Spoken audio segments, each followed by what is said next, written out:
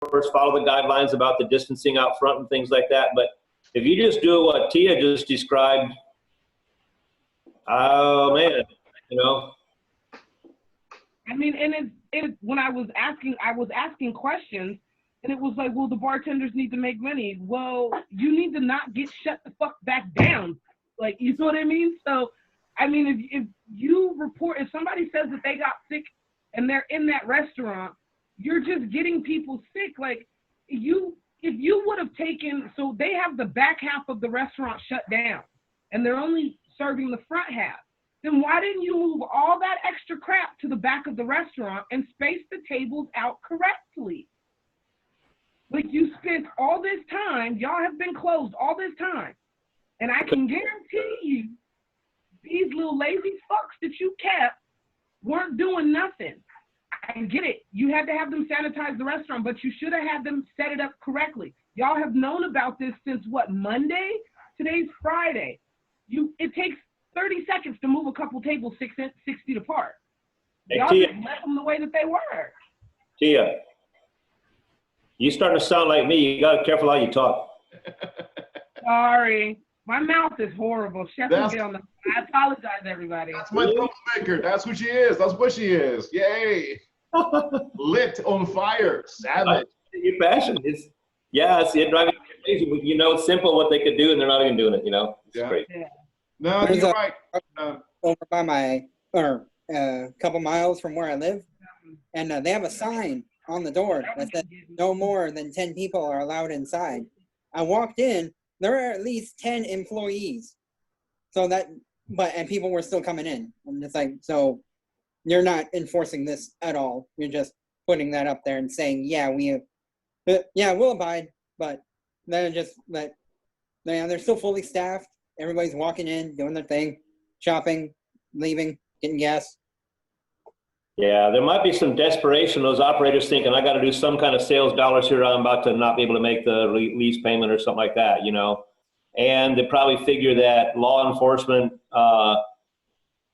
is not going to catch up to it, or, you know, people aren't really going to have the people power to go out and check on social distancing inside businesses and stuff. They're probably just figuring, we'll get away with it. And they might be right. So we got Ms. Mercedes, Mallory, and Cam absent today, right? Unless Mallory decides to join a little bit later. I don't know about Cam. I know Ms. Mercedes is going to be out today. All right, it is Friday. So with that said and done, let us begin. Nick, I shot you the comments back in your menu. Your menu needs to have more flow, and you have a lot more than 15 items, which is great. That's fine. You want to do a lot of items, go for it. But you have salads on the bottom, salads in the middle, salads on top. So the concept maybe is a salad place or a casual, but you do have hot entrees. And I think I wrote quite detailed what about the desserts and certain items, you know, how to word them a little bit better. And so I give you a lot of, I think I might have spent like 40, 45 minutes going over your entire menu. Ms. Caitlin, same thing on your menu. I send you your feedback on your menu, comments. Your looks pretty good. Your looks pretty good. Not you know, it's not, it doesn't need a lot of work. Just a few items that need to be tweaked on your menu. Okay. What else? No, go ahead.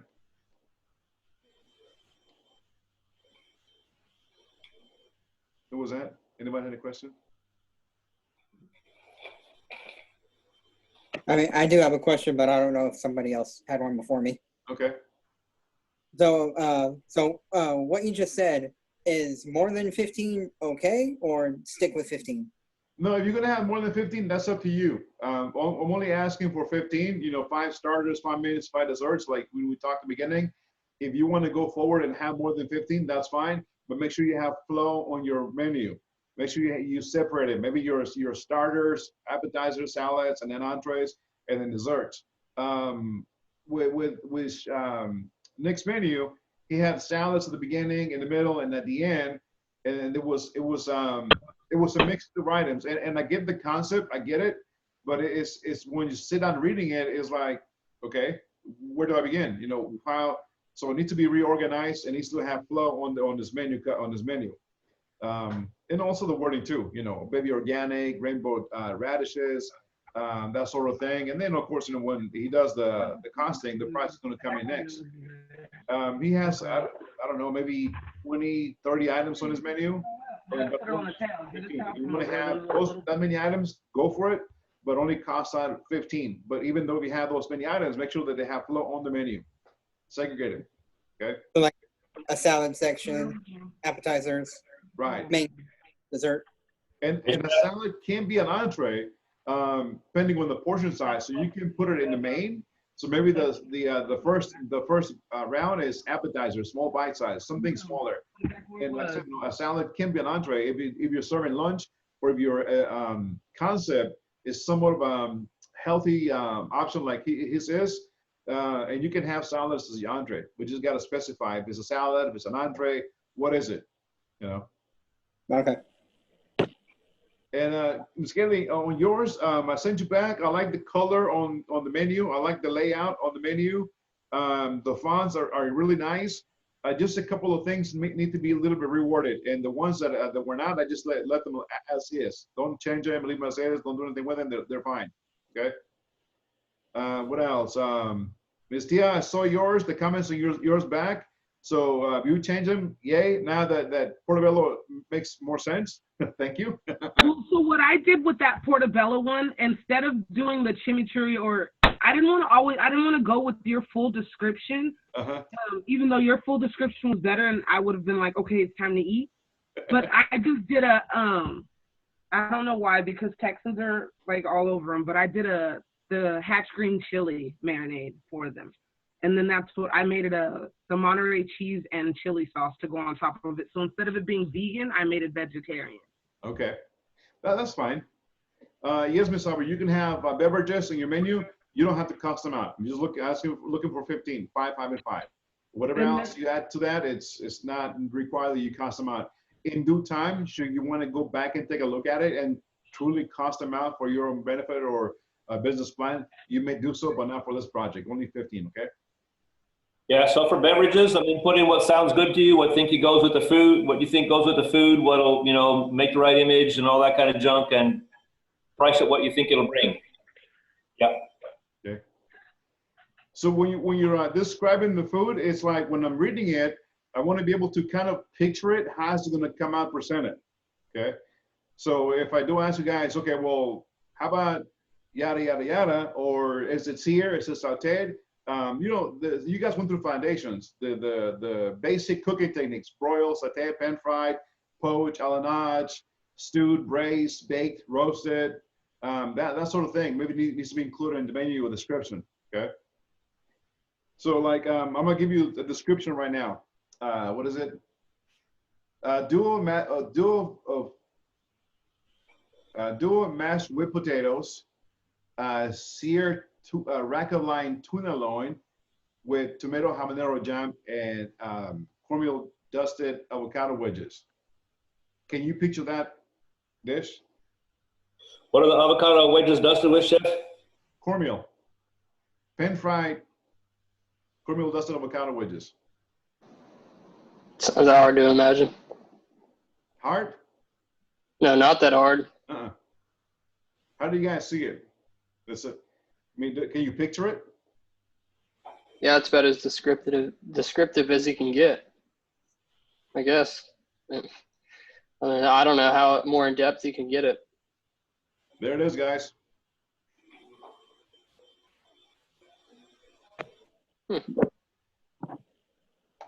Not what I pictured at all.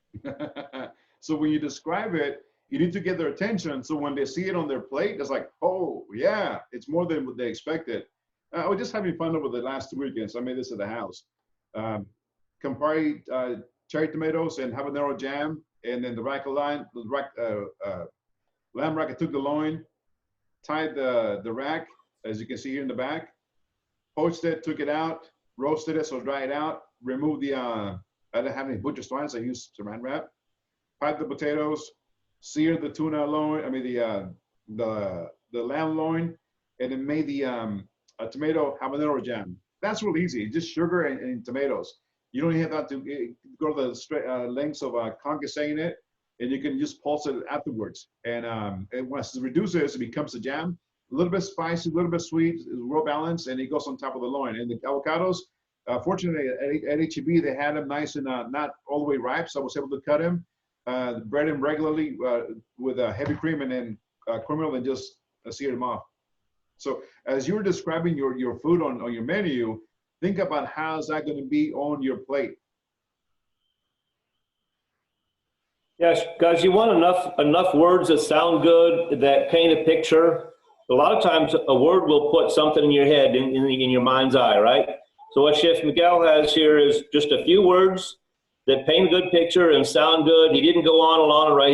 He didn't write a novel, right? And he also just didn't say, you know, rack of lamb, comma, avocado, comma, habanero jam. He gave a little bit. He didn't give too much, right?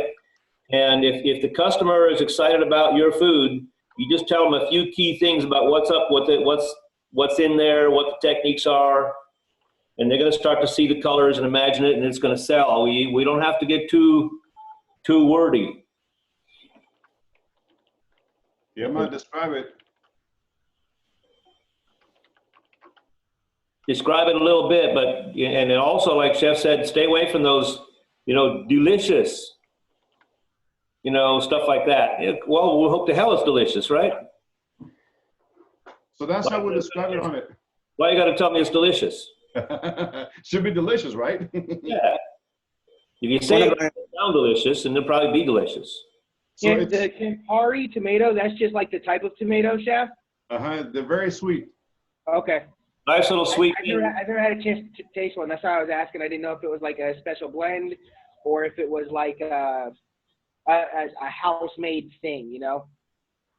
They make a real nice meaty red color and flavor when they're ripe, and they're kind of small, right? Right, Chef? What they about like a golf ball, maybe a little bit bigger? Yeah, they're like golf ball, a little bit bigger than cherry tomatoes, almost like I want to say shoot, what was it in my head right now?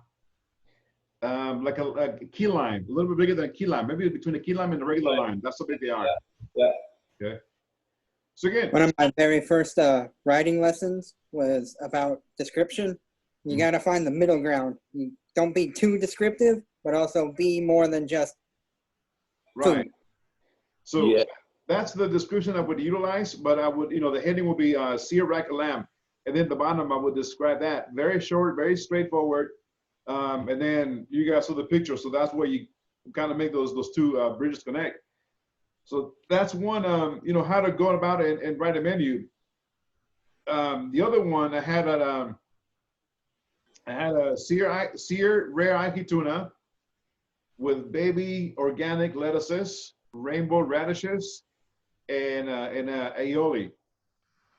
What are rainbow radishes, Chef? The little radishes that they're either golden, purple, red, maybe some kind of a green or white color. So You'll have some that are one color, other ones that are different color, or you got a bunch of colors in one radish on those? a bunch of colors, they're assorted. So maybe one is golden, one is red, one is purple, so they're assorted. Sounds cool. They're like the assorted fingerling potatoes or rosette potatoes sometimes that you get? Correct. Yeah. Okay. So sear rare ahi tuna on a bed of brown jasmine rice, topped with baby organic lettuces, rainbow radishes, roasted rainbow radishes, and aioli. Okay, think about that one. That sounds like $100 dish right there. It depends on how you present it.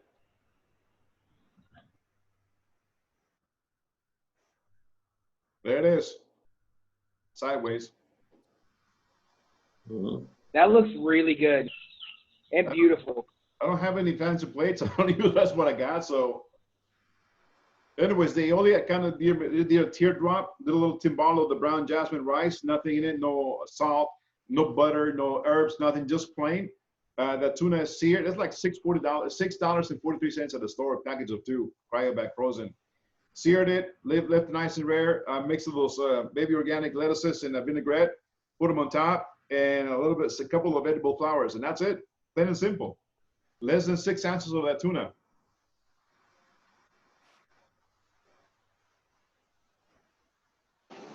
Are the flowers edible? Yeah, they're edible. Well, they were because I ate them. So what is that, like a Hope so, man. $20 dish? Huh? That's like a $20 dish? It could be a $24 dish, depending on your establishment and the kind of service at your restaurant. But how much did it cost, like, to make? Like, what was the cost? The tuna is about $6.43. Comes a pack of 2, so about $4, $3-4 a piece. Let's say $4 to be on the safe side. $4 on the tuna, maybe 50 cents on the rice. That's $4.50.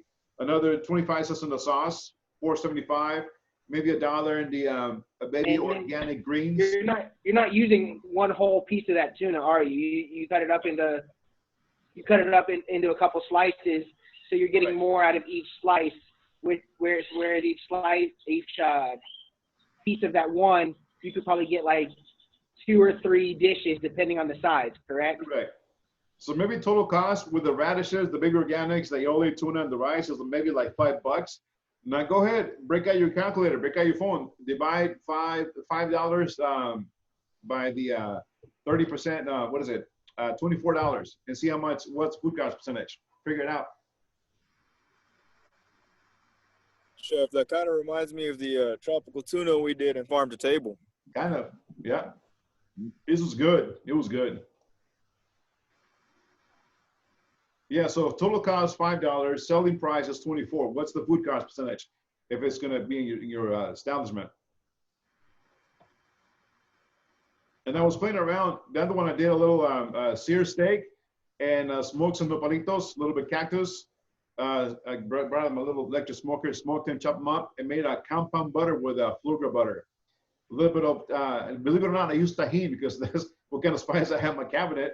A little bit of tahini, a little bit of lime juice, the smoked nopalitos, a little bit of salt, and made it into a roll, froze it, and put them on top of that steak, and it melted because the steak was still hot, and they released all those flavors into the steak.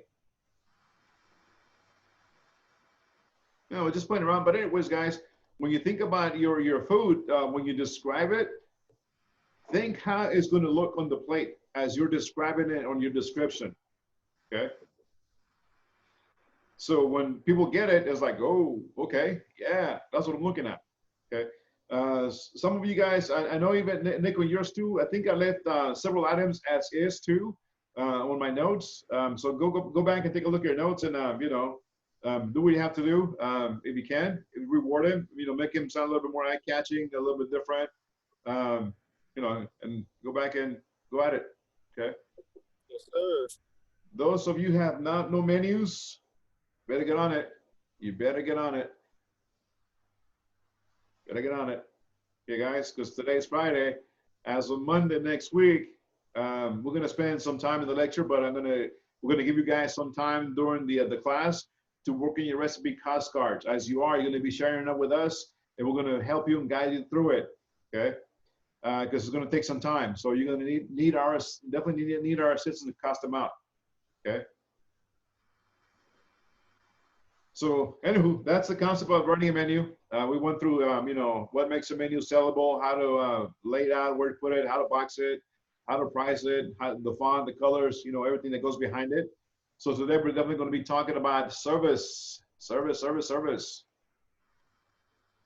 Depending on what kind of restaurant you're going to have. Okay, not the 27. Okay. So service, I'm going to also be touching about Monday's lecture because Monday's supposed to be huge, but I'm going to see if I can tap into it today and finish it on Monday so we can give you guys some time to work on your recipe cost cards. And again, when you start, if you finish your menu by this weekend and start creating your recipe cost cards, start plugging them in, share them with us, and we can pull them up on our screen as you are working with them, and we're going to help you along the way how to cost them out. We have the inventory. Chef Gary has both inventories. I got my inventories too. So we can go back and say, no, this is not this price, this is this price. So we can help you allocate and find out what those items are on the inventory sheets, okay? So service. Just like, when you guys are ready for service at the end of the presentation, there's more to a restaurant than a kitchen. A restaurateur has to manage both the back of the house, the cooks and chefs, and front of the house, the servers and hosts. Front of the house staff are the face of your restaurant, and those are an integral part of your restaurant concept. And just like Ms. Tia was talking about, when she walked into her job, didn't have any guidance structure. So you also have to train them, just like you would your line cooks, your kitchen staff, your dishwashers. You got to develop training guidelines, job descriptions, training manuals, not just how to take the order, what to say, maybe how to sell the product, how to hold the plates, how to drop them, how to clear, how to spot when they're finished, when to go and drop the plates, how to serve your own self the dressing. Maybe the soup is in the front, they can go ahead and dish out the soup. How much soup goes in that bowl? If you want to be a self-serve soup, how much dressing goes to the ramekins? All those things have to be taken in consideration. What about uniforms? Are you going to have them in a white shirt, black vest? Maybe it's a polo shirt, khaki pants, a t-shirt with your logo on it, maybe a baseball hat. So what kind of standards are you going to set for you in front of the house to represent you and your restaurant, your food? Okay. So a lot goes behind it, training your staff. How to ring up the food in the register, how to use the POS system, all that goes into hand. How to set up the side work at the end of the shift, where to put the silverware, how to reset the tables, how to sweep, how to mop, how to clean those tables, how to clean those chairs, how to train the busboy, him or her, to go back and bus those tables, how to identify if they are ready to be cleaned. Can they go in without interrupting the rest of the dining guests, right? So it's a lot of training in the front of the house. Right, Ms. Tia? James? Yes, it is. That's my hardest part. So Should be the easy one. no, training someone to work in the front of the house will catch you a murder case, Chef Miguel. Don't play. What? Patience. So front of the house staff are the face of your restaurant and thus an integral part of your restaurant concept. They are, because they represent you. They're selling your food, your product. They are your salespeople. Okay. Especially at the one and only Chick-fil-A. You are the stars. Right. You wouldn't even know there's a back of house. Oh, right. They all wear the same uniform too. Your server's attire and demeanor should reflect your concept. Servers at a high-end restaurant should be elegant, with subtle uniforms in black, white, or possibly the restaurant's main color, maroon, blue, black. Servers at a more established restaurant might have a more open, friendly attitude, more colorful, less formal attire. Servers at a themed restaurant should have an outfit that match a theme and may also act out of a specific role. Right? What kind of role are they going to act out in your restaurant?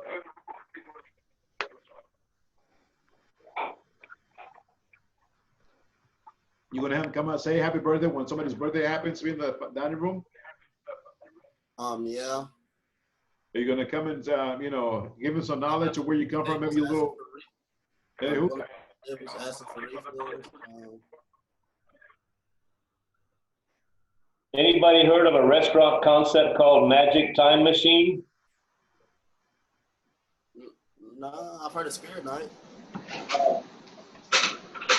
I never want to be a waiter there, but this place had, I don't know, a couple of locations, and the servers used to have to dress in sort of period costumes, like Greek philosophers or Roman warriors or stuff like that, and it all seems really ridiculous to me. I would never do that, and I did not want to work there, but it worked, and they were in business for a long, long time, and they were one of the leading moneymakers in the company that operated it. They only had, I think, two of them, one in San Antonio, one in Houston. Ridiculous. Yeah, they're like dressed up like pirates in this or something. Sorry, Christian? Looks like they're dressed up like pirates. And I don't know, I Googled it. It looked like they're dressed up like pirates, or this one, another picture looks like they're in a hairband or Indiana Jones or something. Anything, they got the idea, like every year, they might have, 5 or 6 different costumes people would have to wear. And they probably put on the schedule. Tonight, Group A is this and Group B is that and so forth. And then a couple times a year, they change it up. So they always had some new costumes that were not seen by the customers so often and so forth. That's like the tie-dye theme at Joe's Crab Shack. Yeah. How the staff has like the same, I guess, dress code sort of thing. Yeah. Even with Danny B, you know, food truck concept, right? You talk about the logo. You had a hard time finding a little chef with the platter in the world on top of the platter. But what about your staff in your food truck? Obviously, they're not going to be wearing a suit and a tie or a vest and a tie. What about a white T-shirt that looks like a chef's coat? You've seen those, right? Yes, chef. What about a white T-shirt that looks like a chef's coat? Maybe some houndstooth black and white checkered shorts, not short, but below knee. You know, hot, casual, move fast, comfortable. Maybe a cool hat with that great logo you got there, Danny, and then the hat's hanging on the wall, you know, $16 or whatever, you can sell it. And when you make a little money when you sell the hat, but the other thing when you do to sell the hat is people are walking around with an advertisement for your place on their forehead. That's not new, is it? No.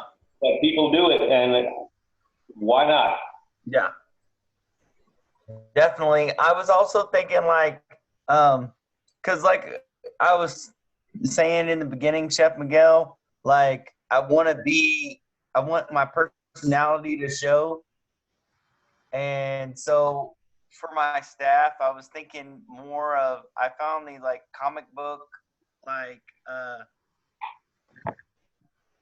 type, chef pants. They're like funky, loud colors. And, then, the chef coat, they have like chef coats that do the same thing. And I was going to do that and just buy that for the staff. So that way they could just be free and have fun. And then give them like a really funky like chef hat or something. Mm-hmm. There's all kinds of cool do-rags and stuff that are made for culinary people now too, and you get all kinds of great patterns and stuff. I would not put like houndstooth, and I mean I would not put like jalapeno chef pants and No, nothing like that. shrimp apron and another different set of patterns on the coat. I'd figure out one pattern to use in the whole uniform and have it go good with the rest of the stuff, you know? I agree, Chef. I'm trying to stick to like more of the cartoon character type stuff. Sure.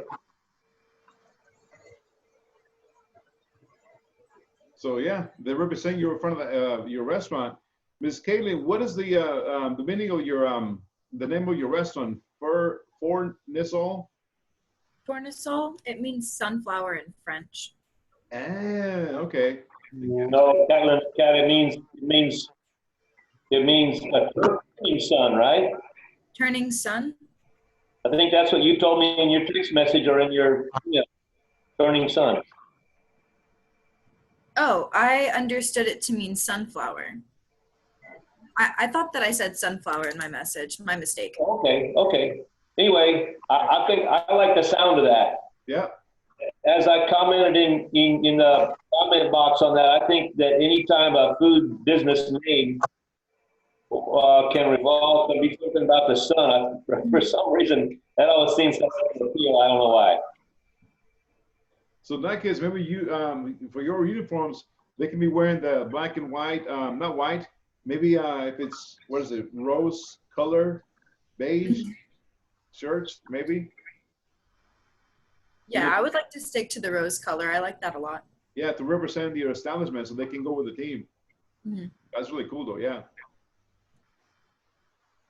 Uniforms, guidelines for training your restaurant servers. The serving staff will interact with most of your customers during your visit, and positive interactions can go a long way towards ensuring those same patrons return. Hiring the right employees for the job from the start is always ideal, but introduction of a structured server training program can pay a huge dividend of your businesses. Those of you guys who have, or girls that work, ladies, I worked as servers, you know what that means, right? When you come to a table and greet him, you got to be friendly, got to make him at ease, and then somehow slowly you got to talk about the menu and hopefully they can spend a lot of money, raise the check average. So it is a profession, it is a learning technique. Excellent service can make over $100,000 a year because they're the salesman for your establishment. Following guidelines of a restaurant server training will help establish an effective, knowledgeable staff and should remain as focal teaching points for all employees. Right? They got to be able to speak. They can't be an introvert. You don't want to have an introvert in the front of the house. Okay. First, etiquette. Right? Etiquette. These days, restaurant servers are required to perform more than just service with a smile. Proper etiquette includes serving female guests first, exhibiting appropriate posture, and refraining from eating and drinking while in front of the guest. And or chewing gum. That's annoying. When a server's over there popping gum, right? Or using your phone. Or using the phone. Or even complaining and talking trash about the other staff in the restaurant. Or An ideal smoking. server, an ideal server will be social and engaging as well as polite and approachable. While it may be difficult to teach the best social skills, your server should nonetheless be encouraged to make customers feel welcome. Guests are looking for the wait staff with a positive attitude, cheery disposition, and a willingness to accommodate any guest from the start of the meal to the very end. Do you guys ever had one of those nightmare experiences with a server? As a customer, you mean, Chef? As a customer? The experience, Chef, but at the same time, I've been a server before, and maybe I'm just a little bit more lenient because, I've been in that situation. I mean, I've had guests. Sometimes I know they say the guest is always right, but sometimes completely wrong, because I've had cold soup thrown on me.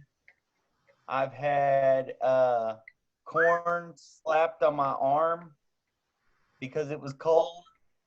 What else?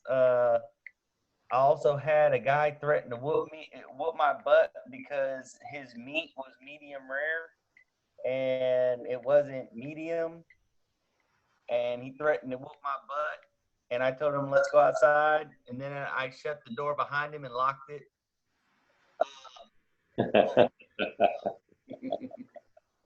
So That's slick right there. I'm a little bit more lenient when they express their feelings or do something wrong, or I know everybody has a bad day, so I'm not as judgy, and I don't punish them on their tip because of that. So here's one for you guys. Imagine this is your server at your restaurant, okay? 4 years ago, I took my ex and the kids to have dinner at this place that my ex, always drove by it and always she was interested, always advertising on social media and so forth, so on, and here and there. So we finally decided to go. It was called, I think, Los Cabritos, something like that. Kind of a Tex-Mex restaurant off of 620. So we decided to go for dinner. So we went for dinner, and it was like around 4:30, 5 o'clock. So it was early, wasn't busy. So we parked. There was not a lot of customers. We walk into the front door. There was no hostess at the hostess stand. The servers they were standing a little cluster between the kitchen and the dining room. So we stood there waiting for somebody to come and greet us, right? Finally, somebody came and greeted us. Not the hostess. I saw the hostess that she didn't come up. They brought us to the table. They dropped the menus, and then they said they were going to come back with some drinks. Took a while to get the drinks. Our server finally comes up to the table, and I'm waiting to see what he's got to say. He's a young kid, maybe 18, 19, tall, thin. Anyways, he's asking us if we're okay. Not really into it, right? Like, all right, I'm trying to read this guy. He's not into it. He's not a good server. Whatever. We're here to even try this place out. That is not trying to push the specials. So we finally order after maybe 30 minutes because he decides to come back, brings us our food, and one of the plates, the cheddar cheese had a little bit of mold in it. So I was waiting for him to come back. And again, there was in that section, there was no other customers except us. And we were the only table that he had. It took him a while to come back. And, you know, I told him about the cheese. So he apologized, took it, and brought another plate back. Fine, whatever. So as we were eating, you know, we finished, and it took a long time before he came back, try to, you know, make sure everything was okay, clear the table, and didn't drop the check. He dropped the check. And in the meantime, this young couple walks in, and the hostess immediately walks over to the hostess stand and greets him. I'm like, okay, I see you. She greets him, brings him behind my chair where I was sitting at, sits him down.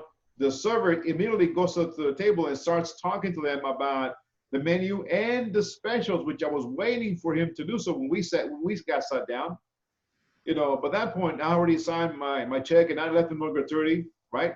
So as he's my back is against him, he's talking to the table, and guess what he did next? He handed me the check, my credit card, and my receipt behind his back. Wow. That's cheesy. Yeah. What was your server? How will you retrain that individual? Or is any training? There would be no retraining, in my opinion. There would be no retraining. Treat each individual with respect. That is common knowledge. Your ass is gone. I'm sorry, that's really bad, but like, you're done, bro. Like, and the couple that was sitting behind me, they were in the maybe like mid-20s, late 20s, young couple. She was blonde, he was blonde too. He's showing favoritism to guests. You can't do that. Like, it wasn't racist because my ex, she's blonde too. So the ones that like, you know, that were Hispanic or were different, you know, it was nothing like that. It just I guess maybe the perception that we were a family and maybe that we're not gonna be good tippers, so it gave us a really crappy service. But from the get-go, I watched them. The hostess never came and greeted us, never sat us down. Finally, a server came and sat us down. Took a long time to get the drinks. The server comes up to us, very cold, not friendly, didn't offer no specials, didn't talk about the menu, took our order, took some time to bring it back, didn't check with us, didn't even refill our water glasses or drinks, and I was gonna drop some cash because I wanted to, you know, take the family out and I wanted to have a couple of drinks. Didn't offer no drinks. Like, he lost some good, the restaurant lost some good revenue, and he lost a good gratuity. I don't know what the couple left him behind, but again, family of four, that could have been an $80 check average plus a couple of drinks. He could have walked away with $20 in his pocket early in the dinner, in the game. So you got to train your staff. You got to be on them. If it's slow, that's when they make the mistakes most of the time. But you can't, you know, from the get-go, from greeting the customer, the hostess stand, from taking to the dining room, from sitting them down, to talk about the menu, be enthusiastic about it, you know, throw the specials here and there, talk about the beverage, talk about the features, so forth, so on, offer drinks, come back, be attentive. That's a good server. So there's a lot of training that goes behind it. And Chef Miguel, yes. Can I step in on this a little bit? Like, I don't, now, if this was a reoccurring a thing with this server, I kind of agree with James a little bit, but at the same time, like, I'm more of a 3 strikes rule type of dude. And so, like, if I saw that as a manager or an owner, I would talk to him and then formally get him to apologize the next time, if the next time he came in, or right before you left, get him to formally apologize for his behavior, and then take him through the proper steps on how to treat a guest. And then after that, if it continued, then I would definitely proceed to the firing. But also, I also believe that, I mean, like I said, I've been a server. I mean, I've busted my butt off for a 20 top table and gave them the best service, just like I did any other table that in my section, and then they turn around and tip me $2. Yeah. There's So there's a give and take there, and you have to, you know. I mean, I've even been that table that's had that waiter that does that. You know, they're like, oh, well, he's not dressed in a suit. He's wearing jogging pants and a t-shirt. Right. He's not going to tip me. And then I turn around and I tip him $5 anyway. And then, like, if it was crappy service, but if it's more, then I usually pop a 20 or a 10, you know, and say, hey, man, have a great day. It's all about the service. In this case, you know, since the get sorry, Chef, I just got one more thing to say. My thing is, those, like, as the chef owner of this restaurant or whatever, those are my guests, right? And I want repeat business. If the server or whoever is treating my guests like that, I don't have a tolerance for that. That is my one. That would probably be my one. Nah, you're done. Instant gone moment, because especially when you're first starting out, you want repeat customers. You want people to have the best experience possible. And it's just, that's a no-go for me. Like, regardless of whether he knows better or not, and yeah, it was just a mistake, he thought he was going to get nothing on it. That's part of being a server, you know? You know when you're not going to get something, and you take it like a champ, you roll with the punches, and you keep going. Because further on down the road, you're going to get something that's going to make up for that. You know, most servers can attest to that. Danny, stop shaking your head. Yeah. I was always taught to roll with the punches and just take it like it is. You know, you made crappy tip on that one, but do better next time and go a little bit above and beyond, and do like we learned in speech class a couple of last block that when you tell a guest you did something just for them, you tend to get a little bit more out of that tip. Like, make them a milkshake. You know, yeah, they may not be the only people you made a milkshake for, but if you tell them, oh, hey, guys, I made this just for y'all because y'all have been awesome, you're bound to get more out of it. And that would make up for that crappy tip that somebody else left you. You know, that's just, I'm done. I'll step off my soapbox now. No, you're right, because that server needs to be properly trained.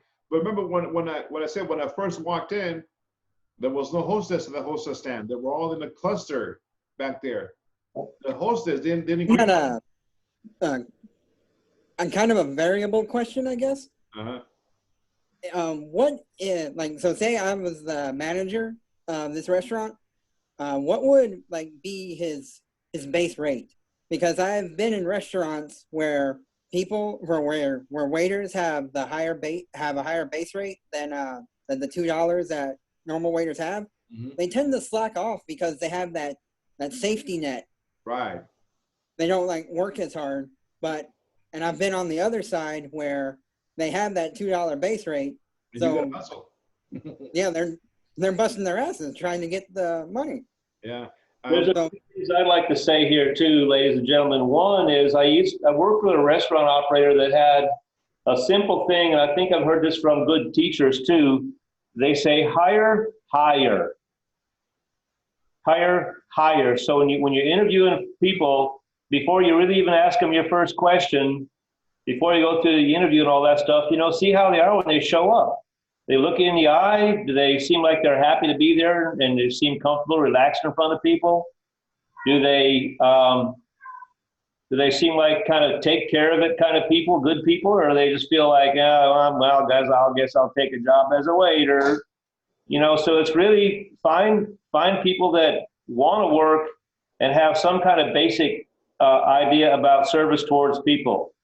Serving others is not a low, degrading thing. If the person thinks it's low or degrading or thinks it's not worth doing, they really should find something else to do. And the trick is to try not to hire that person that you guys had at that table, right? And then once you got whoever it is, you got to give them your basics. I mean, maybe the guy was never told anything about, well, we always focus really completely on the guest. We would never want to be caught like chewing gum in the corner when people walk in. When they walk in, they deserve our attention right away.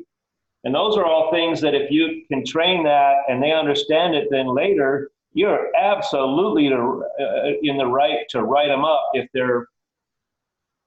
they're slacking, right? But if you've never told them one thing about service and what service means and what you expect, it's pretty hard to start writing people up and say, you're a piece of crap, get out of here.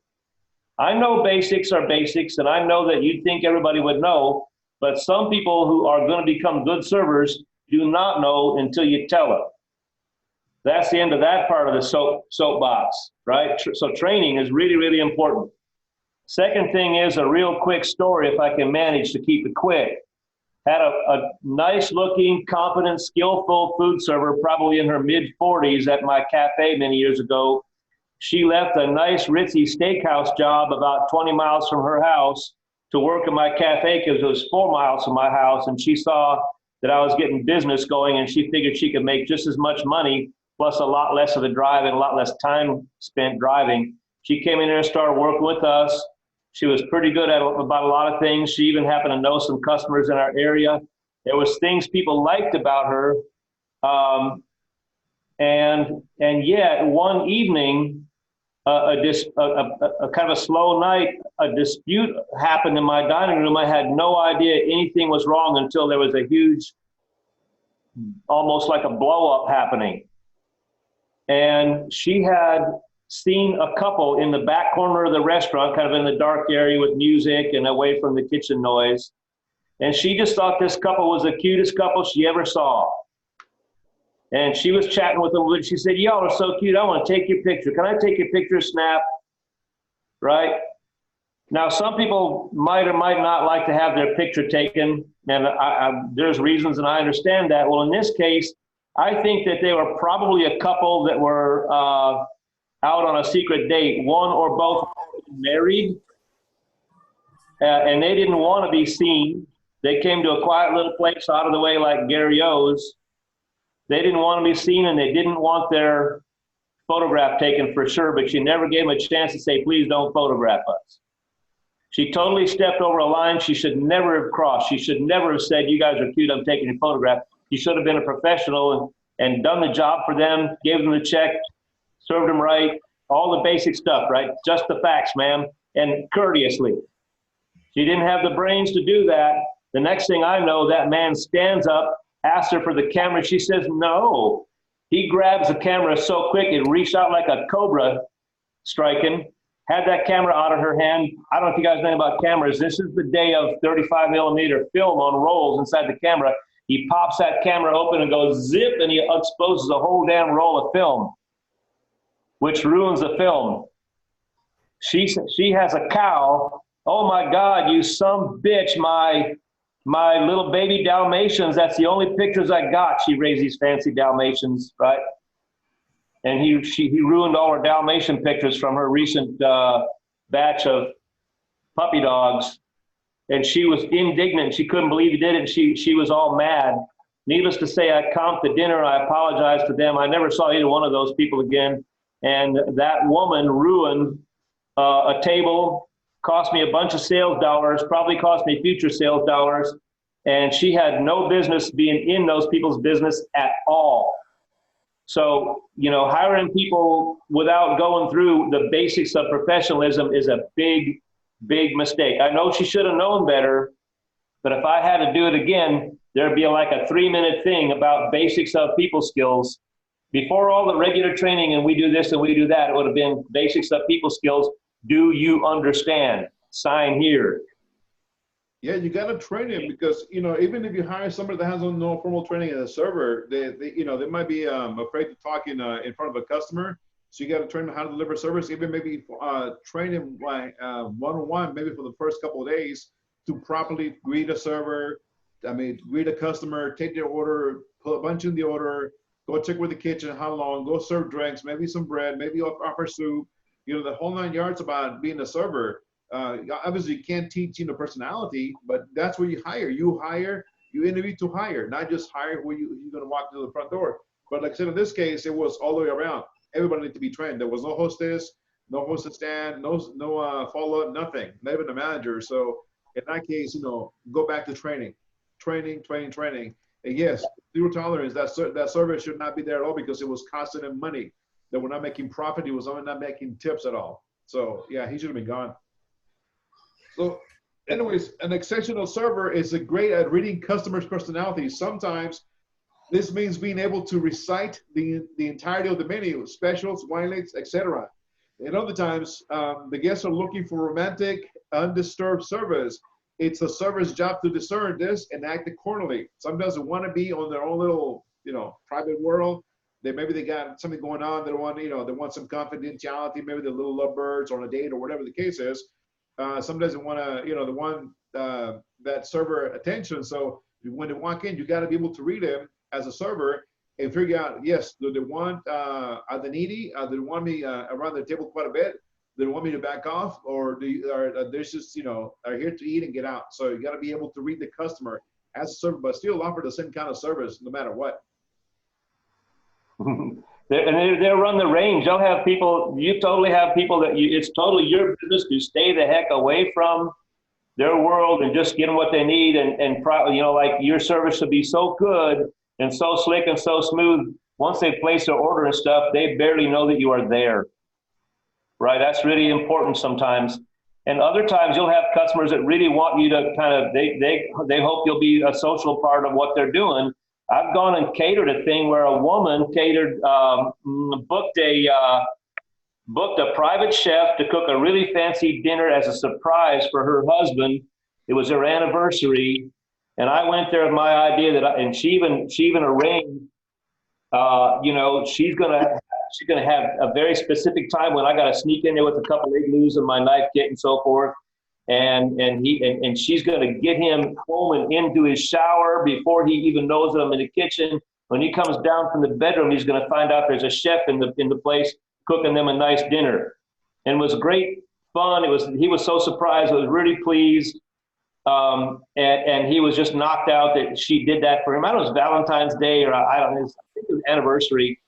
And then they started laughing it up and relaxing and having so much fun. And they were talking to me and kind of making me a social part of it. And I was doing my professional chef thing, saying, being polite enough to say, yeah, and make a one or two words, but really, really try to stay away from it.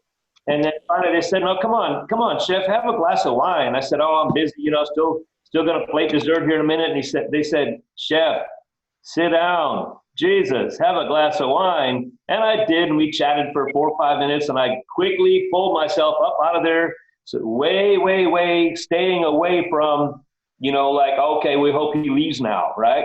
And if some people really want you a little more involved like that, that's all right. But what Chef Miguel was saying a minute ago was about reading them, right? And if you're going to make a boo-boo on the careful side. Mm-hmm. Yeah. I got an actual sort of story about that. I feel like a lot of waiters need to be more trained in reading people.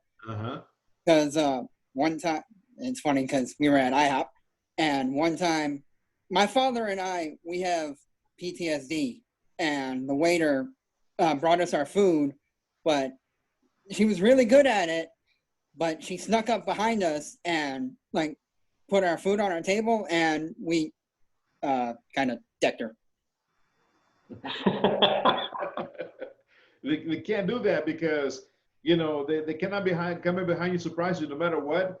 They have to advertise themselves coming out to a dining room in front of you so you can see them bringing their food out.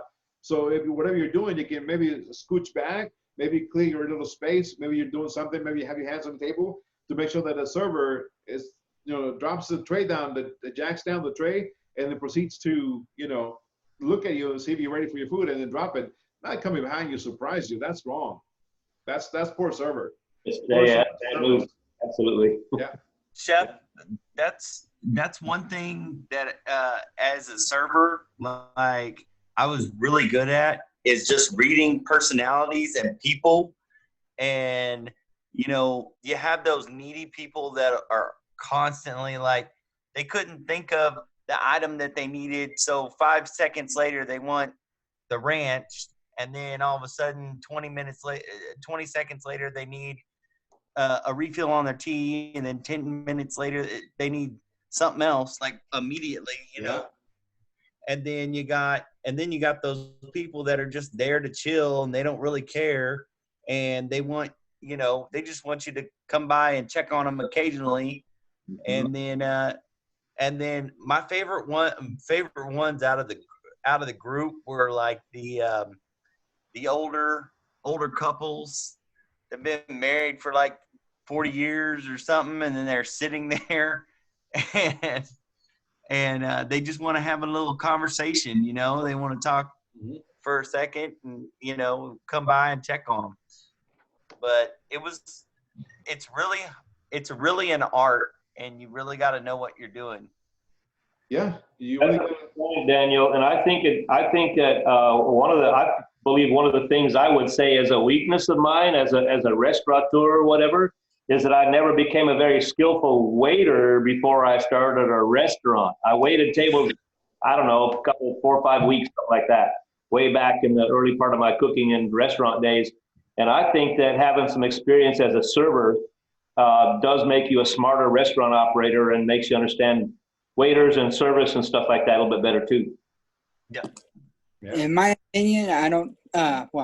My grandfather had a bar right next to the VFW, so we would get a lot of vets in there, and I got so used. And so when I would be serving them, we would like take, not really like, we would like take jabs at each other, but it was all fun. Like we never meant any of it. Like they weren't like, you know, real insults, but like we just did it to each other, and we were fine with it because we were just having fun.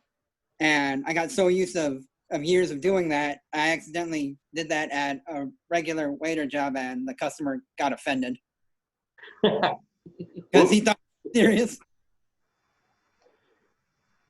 Yeah, it's you got to be able to you know, be not just do your side work. I mean, it's a lot goes into it.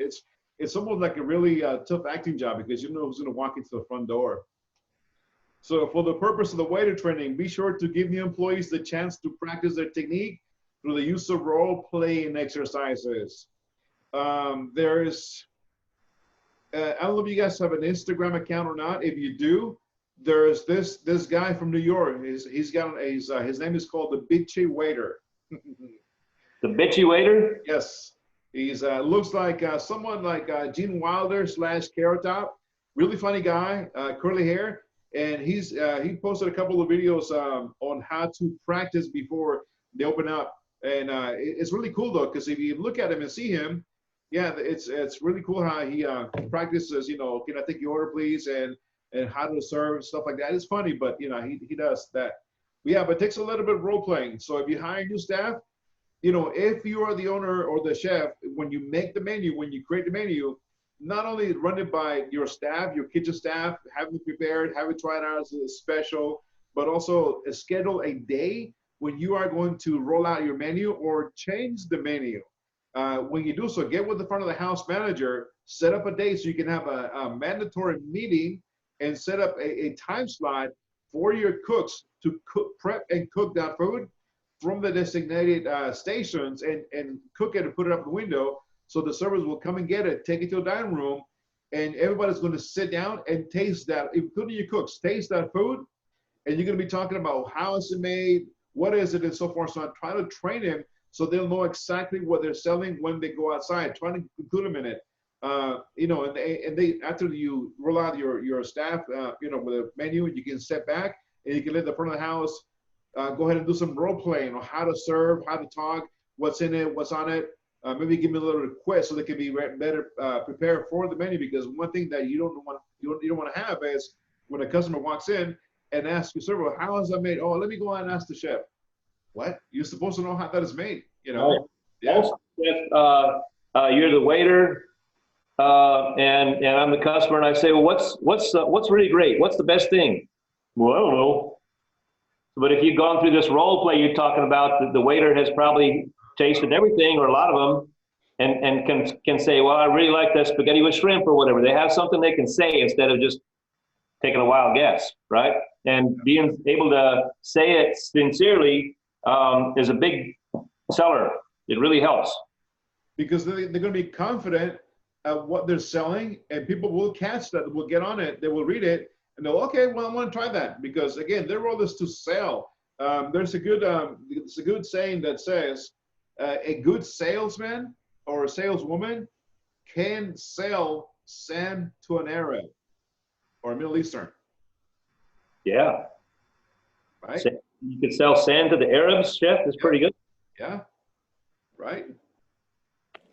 I worked in Huh? kitchen, and I worked in a kitchen, and all of our servers for orientation, they had a buffet of every item that they had on the menu. They said, and during orientation, they said, try it and then describe it to us. Mm-hmm. You describe it to us. That's interesting. That's an exercise, and so they can describe it to their customer then. Yeah, Mhm. that's Now- good though. Pretty good. I would do that too. You know, try it and describe it to us, and that's kind of a role play, because then now they're going to be talking about it, practicing. So when they get to when you finally roll out the menu, they can sell it more confident, so they can generate those sales. Again, bottom line number is sell, sell, sell, and generate profits. Okay. So 2, appearance. A sloppy uniform can serve as a red flag for any number of new guests. The presence of stains, wrinkles, creases suggests a disregard for professional appearance. Encourage your staff members to be mindful of their server outfits at all times.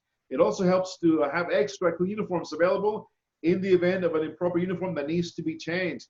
It doesn't just apply to the back of the house, front of the house too. Would you want a server to look like he or she slept on their server uniform outside waiting tables?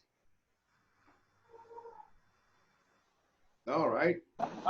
Chef, when they said creases, does it mean like the messy kind of creases, or like, because I know when I was in the military, and everybody can attest to this, when we wore our Class B uniforms, which is just our fancy dress shirt and our nice slacks, we had to have creases like right here all the way down to our pants on both sides. And it looks like very formal and very professional. He's saying like the just unnecessary creases, like you got one right here or like right there, and it just looks like crap.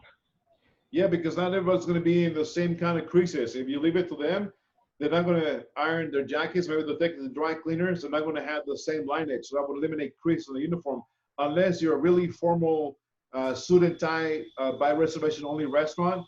Then you can have the services in your restaurant will have an ironing and an ironing board, so they can crease their own jackets or shirts. But don't accept your server to come disheveled with shoes, tape around their shoes or holes or, shoelaces that are all beat up and cruddy or, falling apart. Maybe the shirt they have the yellow stains on the armpit. It's a turnoff. So make sure that they have a clean uniform when they be out there selling your product. You don't want them to go outside and look like they just roll out of the 6th Street on a Friday night. Now they're serving your food for lunch on Saturday morning. No way, right? So make sure that they're clean and crisp.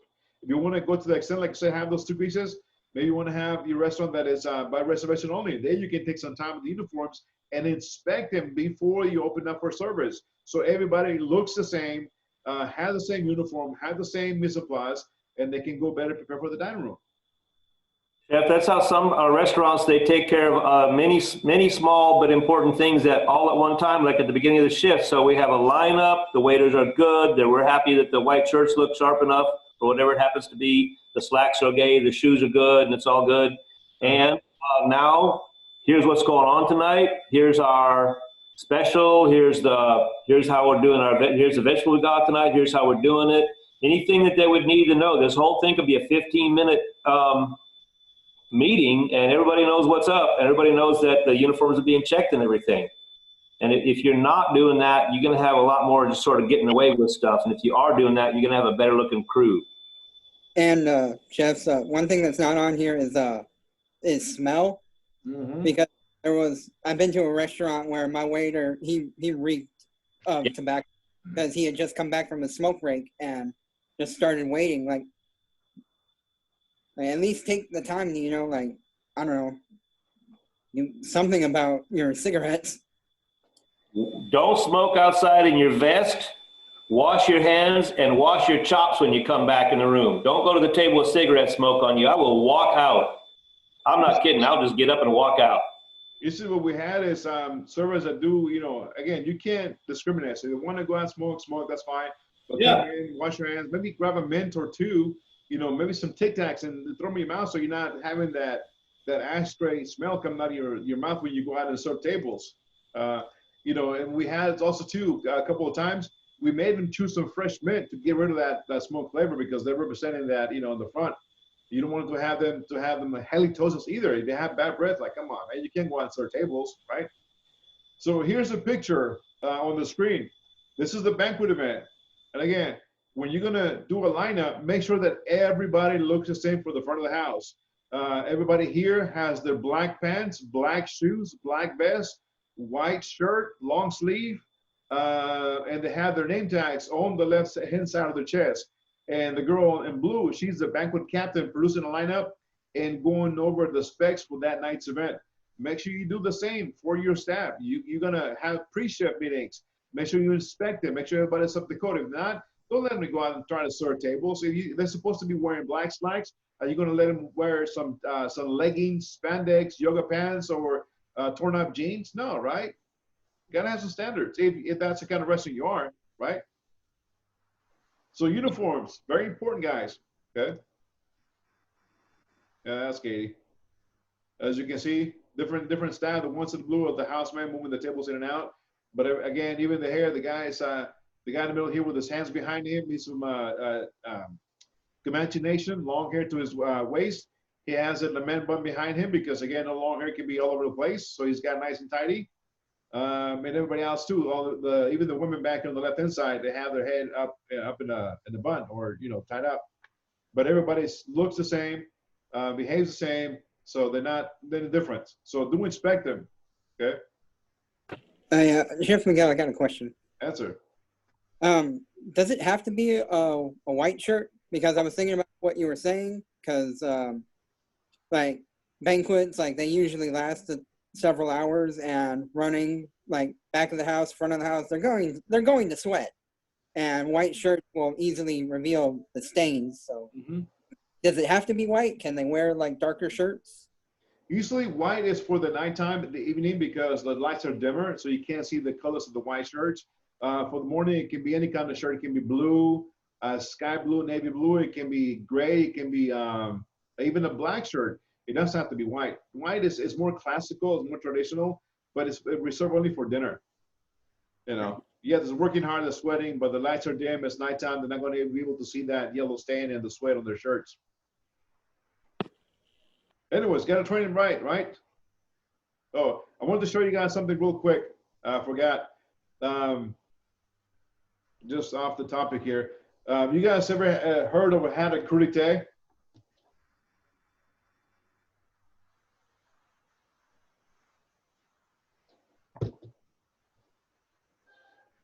Crudité, vegetable platter. You heard that word, crudité? Doesn't that mean carrot stick? Means raw. Means raw stuff. Means raw foods. Party platter, HEB. You got the celery sticks, carrot sticks, cherry tomatoes, pepperoncinos, olives. Then you got the clear lid on top. It's sold for like $20, and with the cost is maybe $5. So I came across this. I wasn't sharing to you guys. Me and my executive Sue were trying to think outside the box. This is a crudité or crudite. It's a vegetable tray. Crudité means raw. So we're trying to think outside the box. We have this stainless steel square bowl that we're trying to figure out how to do a crudité. So we put some purified water in it. Put the square bowl in the freezer. Pour the water in it. Cups, put some baking beans in it, put them inside the platter, and then pour some more water in it. The water froze. We took out the styrofoam cups and the beans, so they left the holes inside. And when we took it out, we put the little glass cups with cherry tomatoes in the holes, the bell peppers, and even the celery, the carrot sticks, and the asparagus inside those holes. So it was a different take on a crudité. Not your typical plastic silver platter. it had it kept it cold, and it had a different appeal on it. There's something got on the box. So purified water, frozen, styrofoam cups to make the little holes, took them out, and then put the cups inside once that was frozen. Just something different. Anyway, let's go back to service. Where we at? Here we go. Service, again, appearance, no wrinkles, okay? And again, yeah, halitosis. I know what you mean, Aubrey. Nasty, right? Turns you off. Trying to clarify, define all appearance standards and expectations when new employees begin working. This includes the uniform, hair, jewelry, facial piercings, and fingernails as well. These details are small, but would be a large focus for any waitress training program. Make it a priority to discuss with these things at length during service training, and make the dress code requirements readily available with an employee handbook. So you're gonna have to maybe make an employee handbook. Now again, nowadays, you go to certain restaurants, and I always use Magnolia, South Congress. Servers come up to take your order, long dreadlocks, t-shirts, apron, jeans, tennis shoes, gauges in the ears, what have you not, nose piercings, and that's their culture. That's the uniform policy. That's fine. But if you're going to have a clean, crisp uniform policy, if you're allowed to have piercings, it's up to you. But if you don't, maybe their piercings are going to fall into the food as a serving it. Because what happens when they bring the tray, they bring it here on the shoulder, right? Where they have the earring on. If they have big long hoops or loose back in the earrings, the earring may fall on the tray. Now you're going to serve that food contaminated with somebody's earring. And you know how those earrings are in the back, right? Somebody, they don't take them off, they're sleeping in. They collect dirt and dust, and they smell too. Yeah. Oh, funny story, Chef. So one of my Chinese had came in for like work or whatever. He was running late. He had his earrings in. I was like, you know what? We having a rush. Can't go to the restroom and take him out. So just throw a Band-Aid over him. So we're cooking or whatever, and he's breading the chicken. And as that happens, his earring falls off with the Band-Aid and the breading flour. So now we have the whole aisle shut down. We got to straight clean everything, clean the whole breading table, clean fryers, lock out fryers, do everything extra. And I was like, this whole thing could have been prevented had he not put the earring in, or I just told him to take it out. Right. You know, and a Band-Aid could be in a lot of things because, again, you got an opening in your skin, you got some dirt, dust, contaminating, falls in, now you got to change the whole thing. And they can prevent it if they took it off, right? Even if you don't have any Band-Aid, that gauge could be falling in. And sometimes, you know, people don't take the gauges off, maybe they leave them off for a while. So whatever collects there is going to go inside, it's going to get contaminated. So better to have maybe some standards that, you know, again, they're representing you. If you're that tight, more power to you. You want to have piercings and look like a Christmas tree ornament walking around, you know, go for it. But if not, you know.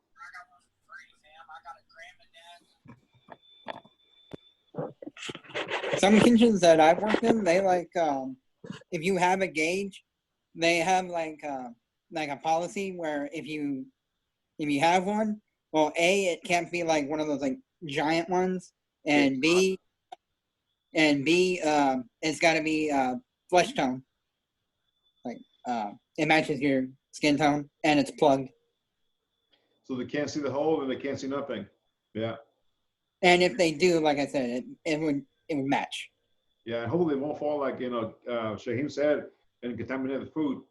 So hopefully it'll stay and not going to lose it because, again, even wedding rings have been known to fall off of people's hands, and they go into salad. So got to be careful.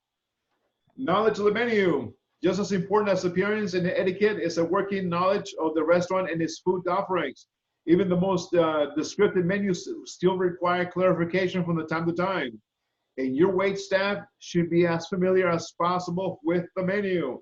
The best serving staff should be able to not only explain in detail each menu item, but also provide suggestions, recite a daily specials with ease, and answer customer questions.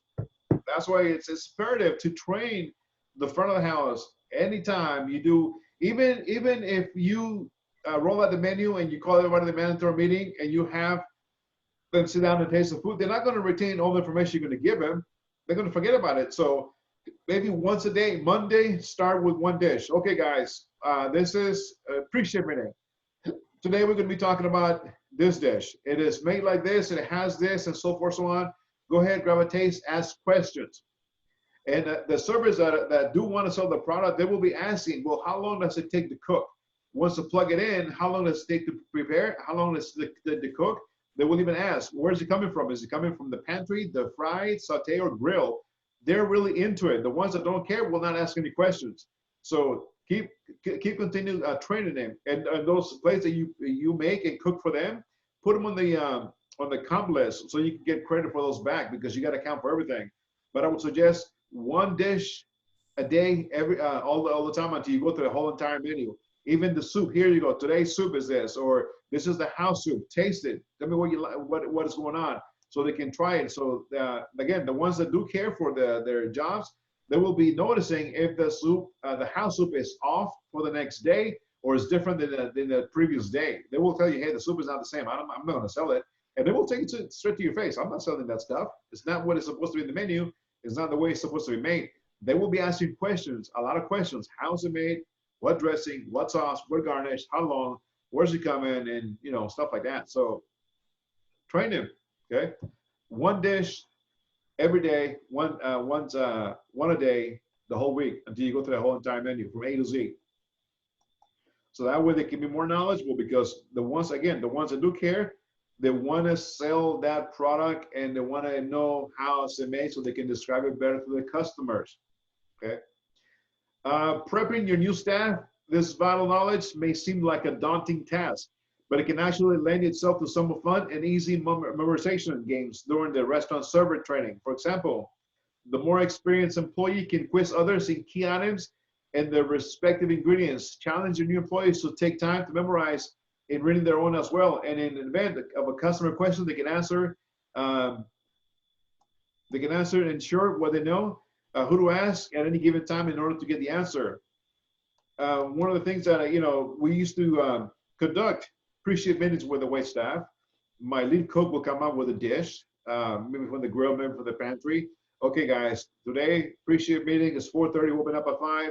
We're going to be talking about the New York strip steak. It comes with roasted fingerling potatoes that are tossed in garlic, olive oil, salt, so forth and so on. It comes with a demi-glace, and it's topped with this and that, and it comes with grilled asparagus. It's a 12-ounce steak. It doesn't have anything in it, maybe just salt, and it is broiled. Give it a taste, cut it, try it.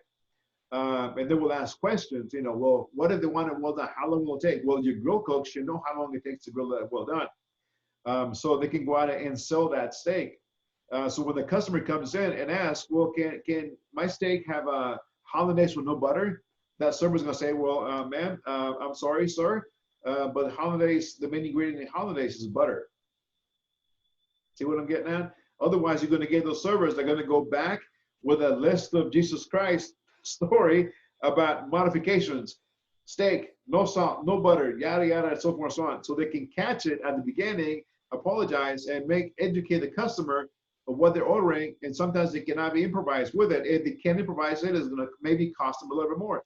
Maybe they want a salad with this 8-ounce side of guacamole. Well, guacamole is expensive because avocados are, not always in season. So you got to upcharge, okay? So your servers should be trained to catch any kind of modifications or requests by a customer if it can't be done. If it can't be done, say, well, let me check with the chefs to see if we can accommodate your request. And then go back and explain to the chef or lead line cook, whatever, hey, this customer asking, can this be modified? Is it equal or the same amount of cost? Can you sub maybe asparagus for green beans? Maybe instead of port wine ruby demi-glace, can you add the rosemary sauce? Or maybe can you make a hollandaise for this guy?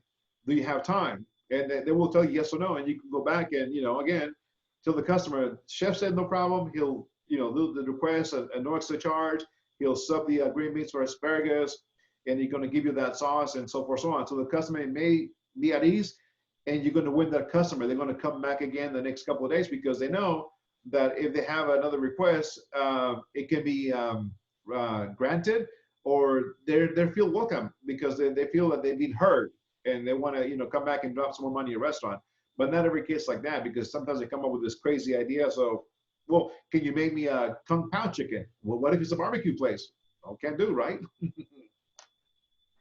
They are your best line of defense. Train them well, okay? Have them taste your food. Have them ask questions. If you don't, then you're going to have some trouble with them. They're going to be putting in orders. Like, you're going to be reading that ticket. It's like, what the is this crazy crap, right? Now that your restaurant layout, customer satisfaction can depend largely on two things: taste and efficiency. The latter is difficult to accomplish if your servers remain unaware of the fastest routes to and from the kitchen, in addition to others important stops such as storage rooms, restrooms, and emergency exits. During waiter or waitress training, be sure to identify key routes to the most important parts of the facility. You don't want a server doing the dry storage going like this. Where am I? What's this place, right? You gotta train them. This is the exit door. This is the entrance door, not vice versa, because this is where you come up with your tray. You cannot come in this way, because you come this way, you might bump somebody that might drop the tray, right?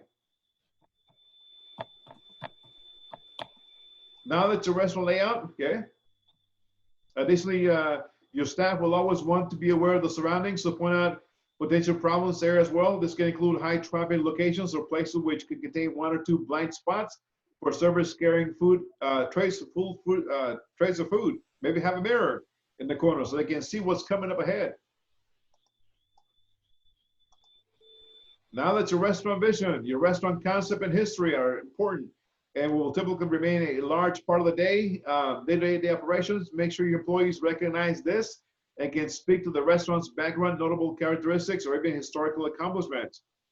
So remember the video from N Pizza, guys? Yep.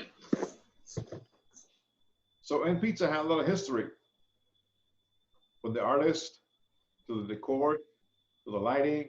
So train your staff on all those aspects, because you want to be able to somehow, that somebody asks, tell them what it's all about. Tell them what, a little history. Don't spend a whole bunch of time, but just tell them, hey, this building is a historical building and so forth, so on. It was owned by 1830s by John Smith, and this happened here, and this is why the menu is created, because wants to somewhat represent or give respect to the history. Knowledge, the restaurant vision, an effective server training program will come each of these details. If the concept is unique enough that it brought new customers to your location in the first place, make sure that your wait staff has the ability to answer questions and even provide more detailed information. Okay, they are the to go because they are in the front of the house. They should know all the questions they're going to be asked. Answer questions. Ongoing training. Several of these guidelines, such as your restaurant layout and menu, may change over time. So it is important to use all these teaching points as part of ongoing training sessions for all your servers.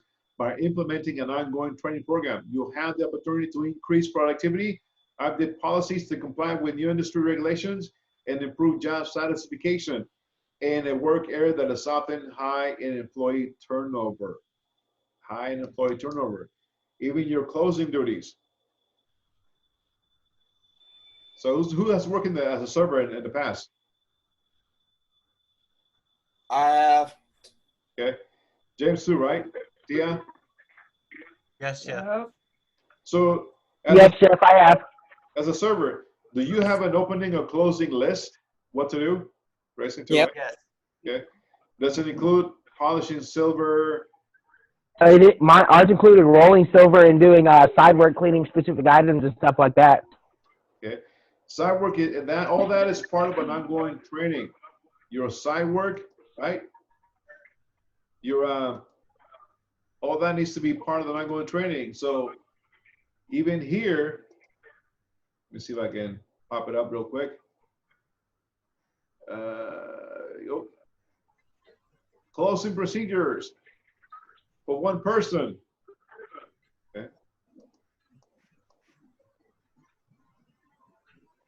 At the top is a date, and at the bottom of this document is a signature slot. Those who are the leads or the restaurant managers are going to tell the servers when it's time to close or about to close, or when it's closed. Go ahead and give them the closing procedures. Have them go step by step, and have them come and get you. As you guys remember, you guys doing maybe in the past, your manager, your lead server, to come and check these items as you walk them through, make sure they're visible, make sure they're done. and you sign and date the bottom of this document, and then you can go home, right? Because what's the worst part you can happen when you say you did this thing, so you didn't finish them, and the next server in the morning comes up, no roll silverware, no glasses stock, the place is dirty, right? The menus are not collected, they're not wiped, the hostess stand, right? So gotta have somewhat of a training aspect in closing and opening duties. Okay. Chef, it's really important that that stuff is understood when a person, if you're opening a new place, you got to have all that stuff very clearly laid out. It'll look like a lot to do, but there's no point in having them think it's this much and then later out they find out it's more. And if you are established and you're just bringing in someone new, they need to have the same information. They need to be able to look at that, be asked to read it and understand what's really involved, so that right up front you get their good effort, right? You don't want to bring them in and cause them to think that, oh, this could be a slide in here and do it easy, phone it in type thing, and then a few weeks later they're not really adequate and they're not up to the job, and then you say, well, you're not doing your job. You need to tell them clearly what the job is right when you start. That's what that training manual is about and all that stuff. Just as your line coach, you got to keep up on that training manual. You also got to keep up on the side work. Again, you can't leave until the whole dining room in the front of the house gets turned over, gets cleaned, and gets reset for the next shift. Same thing with the lunch, the morning, the breakfast and lunch. They can't leave until it's properly set for dinner. And it's an ongoing, in the industry, it's an ongoing battle. The AM doesn't stock me, the PM doesn't do anything for us, so forth and so on. So it's an ongoing battle, but it needs to be done quite often. And if you're the owner or the manager, it's going to be your responsibility to follow through, walk through, and make sure it's completely done, so you get no complaints for the morning shift about the floor not being swept, not being cleaned, chairs in the dining room not being rightly positioned, the salt pepper not being wiped or cleaned, not put in the right spot, tablecloths not dirty ones taken out, put new ones. The silverware not being rolled, the glassware not properly stocked, the soup cups. I mean, there's a lot of things that needs to be done before they head out. So ongoing training, make sure you keep it ongoing. Okay. Some specific things to make part of long-term training include learning which menu items are most popular, least expensive, most expensive, etc. Acquire knowledge of weekly and daily specials. Okay, all that goes hand in hand. Okay, acquire knowledge of weekly daily special. Maybe you wanna run a what is it here on the bottom right hand side, a work club or tomahawk steak on the weekends, Friday and Saturday. Okay, it's about a 75-ounce steak with the bone included. Takes about 45 minutes on the grill or broiler to cook to medium rare. So you want to make sure you train it properly so you can sell it. They'll want to sell it. Okay. Some specific things to make part of the long-term training include successfully selling guests on appetizers and desserts. You gotta push those desserts. You gotta raise the check average, right? Sullivan's not. Otherwise, those desserts are going to sit in your cooler, are going to sit in your freezer. They're going to go bad. They're going to spoil. They're going to get freezer burn, and that's money down the drain. Appetizers as well too. They're highly perishable. Got to push them out the door. Got to make, got to have that flow. Got to sell the product. Some specific things to make part of the long-term training also include finding the right balance between too much and too little interaction with guests at their table, improving awareness and multitasking skills, reading personalities and or attitudes, and determining exactly what kind of service the guest desires. The server that likes to chit chat and sit on the table but maybe talk to them for a long time is not a productive one. You can't spend more than 5 minutes at each table. You got to move on, because otherwise your table that is behind you waiting for their waters to be refilled, they're getting upset, they're getting pissed off because they're watching you as their server. You're talking to another table for a long time and not attending to the needs. So you got to keep on moving. You got to keep that in mind. Hey, let me go talk to this table, but I want to keep in consideration the table next to them. I got to make sure that they're fine, they're clear. So when you go out to the dining room, you got to scan your table, see where the water level is in the glasses, see if the table needs to be clear and set, see if there needs to be taken an order. Maybe somebody's ready, has questions. So when you go touch tables, make sure you don't spend no more than 5 minutes and go around and touch every table as you can, if possible.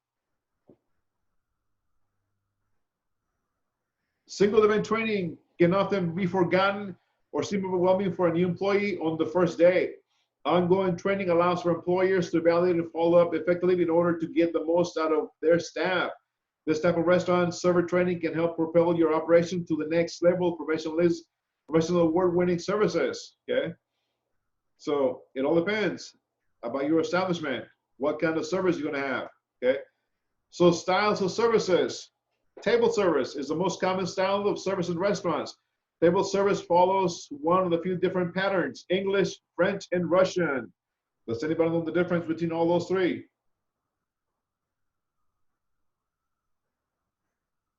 The languages, as far as I know. If I'm understanding what I read correctly, table service is where they each individually get their own food. It's not food passed around the table. Which one? It's not food passed around the table. I know that much. I think the other one I can't put it in the words.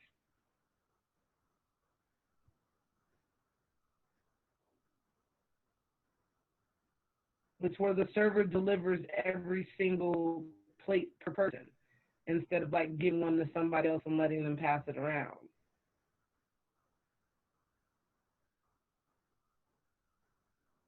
Yeah. So let's take a look at the English. The host or hostess has the food, pass out to guests for each course or portions of the food, and hands it off to the waiter or waitress who serves it. Something similar to often is done in family homes during Thanksgiving. And this style of service is most commonly used in homes and private parties. Right? English. It's like a butler serving you. English table setting. Okay. English table setting. Nick, they should bring some memories back. It does. Right? Well, Sunshine, it was Sugar Lips. This is an English table setting. Okay. You got your bread plate, top left, your bread knife on top of your bread plate, your water goblet at 1:00 p.m., red wine glass at 1:12, champagne flute between your red wine and your water glass, your white wine glass right below on the side of your red wine, your salad fork on the outside on your left-hand side, your dinner fork on your left-hand side close to the plate. You have your dinner plate, your napkin on top of the dinner plate with the napkin ring. Dinner, what else? Your soup spoon, your teaspoon, and then your knives. That's an English table setup. By the ways, guys, just keep this in mind. When you guys go to farm the table, you're gonna practice how to set up your tables. So remember that English setting, okay? You're gonna have to set up the tablecloths, the linen, the napkin fold. You're gonna have to learn how to do napkin fold.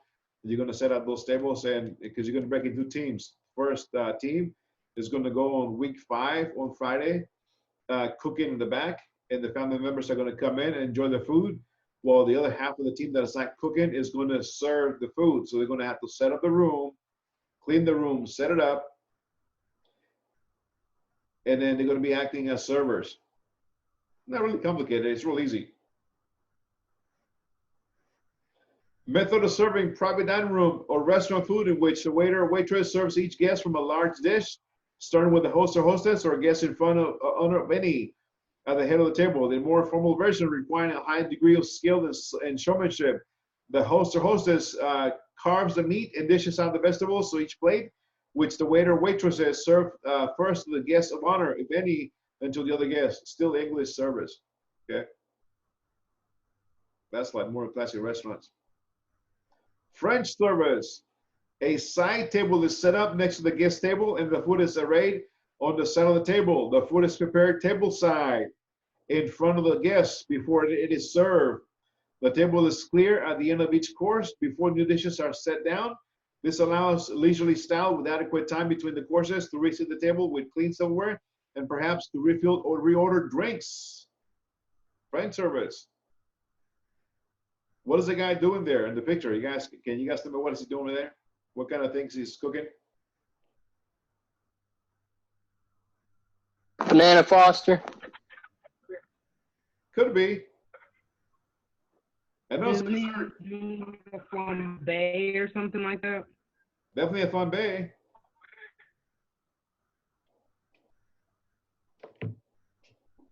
So what is he? It has to be a, I don't know, a dessert or something. It is a dessert and it's a fun bay.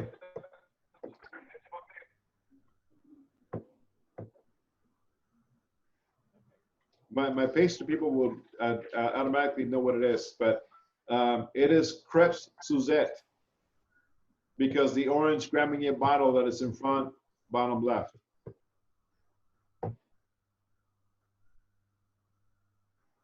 Banana Sponsors has 151. What else? Cherry 151. Yeah. Not anymore.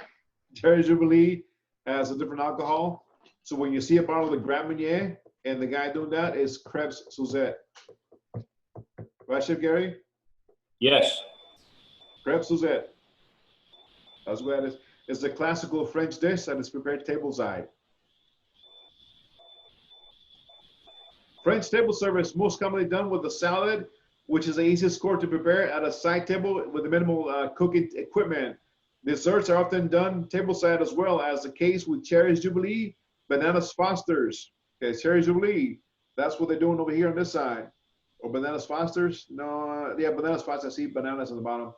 Okay, so this is the French table service. You have your soup plate, dinner plate, and your charger, dinner plate and soup plate on top. 3 stack.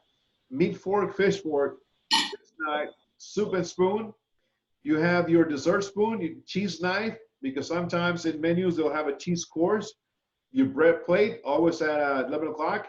Water glass, red wine in front, white wine glass. So that's the French service. See how the wine glasses are located versus the English one? They're not at 1 o'clock, they're at 12 o'clock.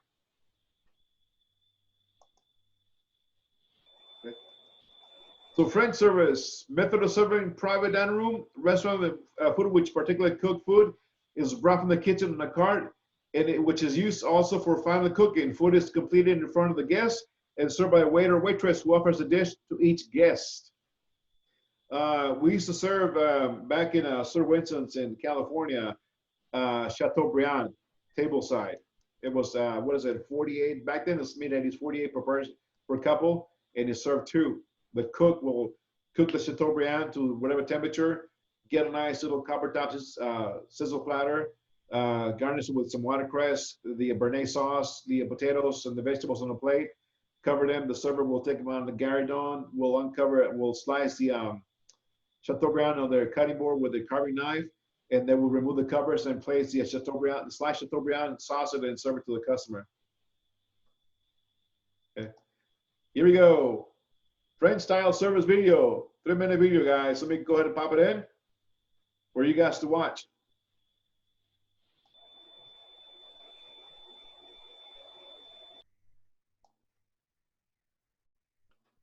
Let me pause it. Okay, here we go.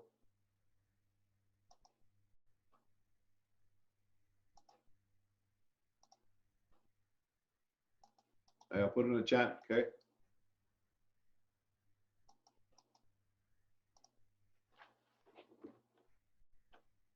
Go ahead.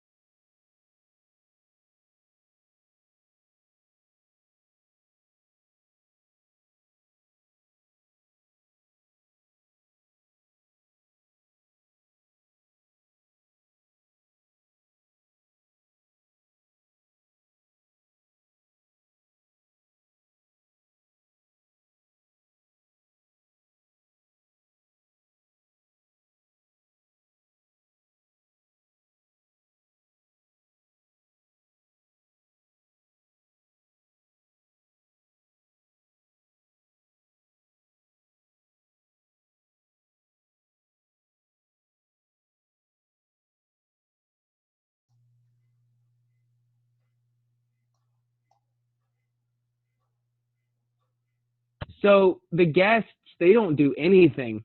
Like they don't. All of it is literally handed to them from platters and stuff. Yep. Hmm. Kind of reminds me of how you hold the chopsticks, right? Yeah, with the hands. Yeah. Like I don't know. It was just weird. It was like I can't do that. Like thinking about it, like I don't know if I can because I've never done it, but like it's weird. Yeah, some servers do have a hard time, grabbing that fork and spoon, and that's what they decided to go with the one that looks like tongues, with a little thing in it that you don't have to like hold them in your hands. It looks like a pair of tongs / scissors because they have those little holders like scissors. But that's French servers, guys. They don't do anything. You get served. Russian style. Style is similar to French table servers. It is most commonly used with meat. The waiter brings the whole cuts or whole prepared animals to the table. Yeah, not moving around. Okay, this is not Korea or China. And guests select the portions on the spot. The waiter then carves and serves the portions. Kind of sounds like one of those Brazilian restaurants, right? Where they bring the meat and you carve it in front of you. Service à la Russe, French. Service in the Russian style is a manner of dining that involves courses being brought to the table sequentially. In contrast with the service of à la Francois, service in the French style, in which all food is brought at once in an impressive display. Russian ambassador Alex der Courcaine is credited with the bringing service à la Russe to France in the early 19th century. It later caught on England and is now the style in which most modern Western restaurants serve food with some significant modifications. Bet you guys didn't know that, right? Service à la Russe, 8-course place setting for one person. That looks even more complicated in the English breakfast one. That's what they do at the Queen's place. And that's it. They got a certain knife for the fish course in there. They got a certain fork for the fish course. They got a bouillon spoon, butter knife, a meat knife. Each of those glasses is for a different kind of wine. Uh-huh. Anybody seen? I think it was Shrek 2, where like that's how I would where he goes to meet the parents or whatever, and he's like eating the soup or whatever, but it's literally a hand washing thing. That's what I feel like in something like that. James, there was actually a story where I'm trying to remember who this was now. It'll come back to me in a moment, but a woman who at some point had become a diplomat, and she went to a very, very ritzy dinner, probably like Russian service in Europe. This is 20, 25 years ago, and maybe it's 40 years ago. But she told a story later on the radio and kind of halfway embarrassed and halfway laughing about it. And there was these little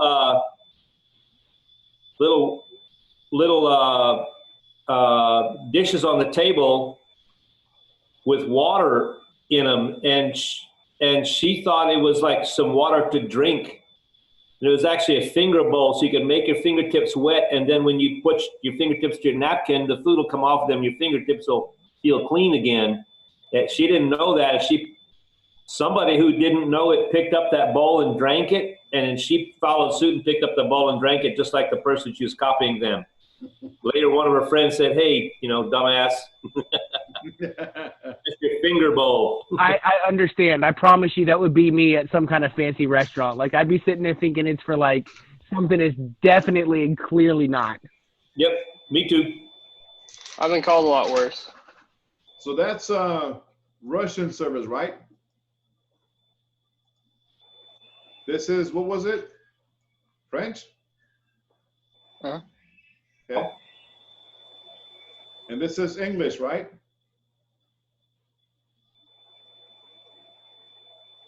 That looks a lot like more like what you actually see more American restaurants doing. The fork faces the plate. The spoons are to the right of the fork.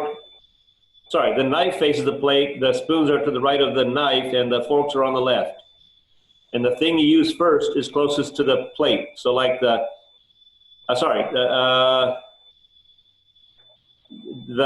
thing You work your way in, chef. outside. I'm looking at the English one. Yeah, you work your way in. Right. The small fork is at the outside, then it goes away, and you still got the big fork right where it was. There's no space. Yeah, that looks like what a lot of sort of nice sit-down American restaurants do these days, to me. Right? So let me see if I can bring the other screen.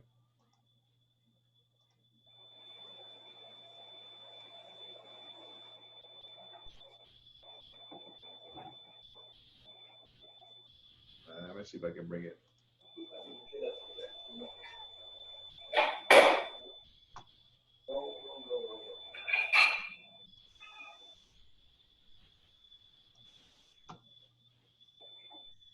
Screen 1, screen 2. Hold on. So remember the style of services that we just seen, right?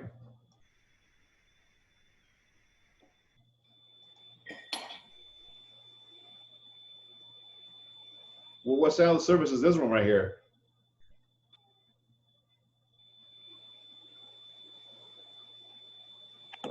English? Why is that?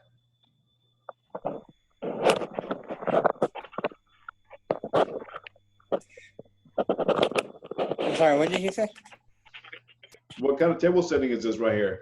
You said English. English. Yeah.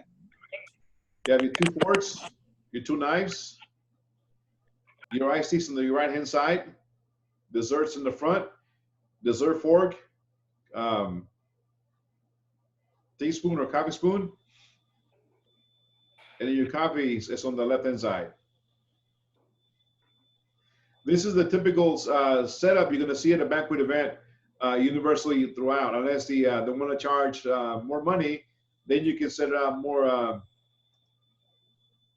differently, okay, than the English, the French, or the Russian. So yes, the English is the one you see most of the times at restaurants throughout the States, okay? Now the Russian has got too much in it. You're going to have to buy a lot of equipment, a lot of forks, a lot of glasses, and your tables need to be quite bigger in order to accommodate all that that's going to go onto the table, including the centerpiece, the salt and pepper shakers, and whatever else you're going to throw on it. So Russian service, it's a lot to go in it. It's a lot more money to be spent, maybe on a bigger table setting, bigger tables. Yeah, so it's a lot. Yeah, they're putting too much on the table. Yeah, too much. Oh, that's pretty good right there. That's pretty good.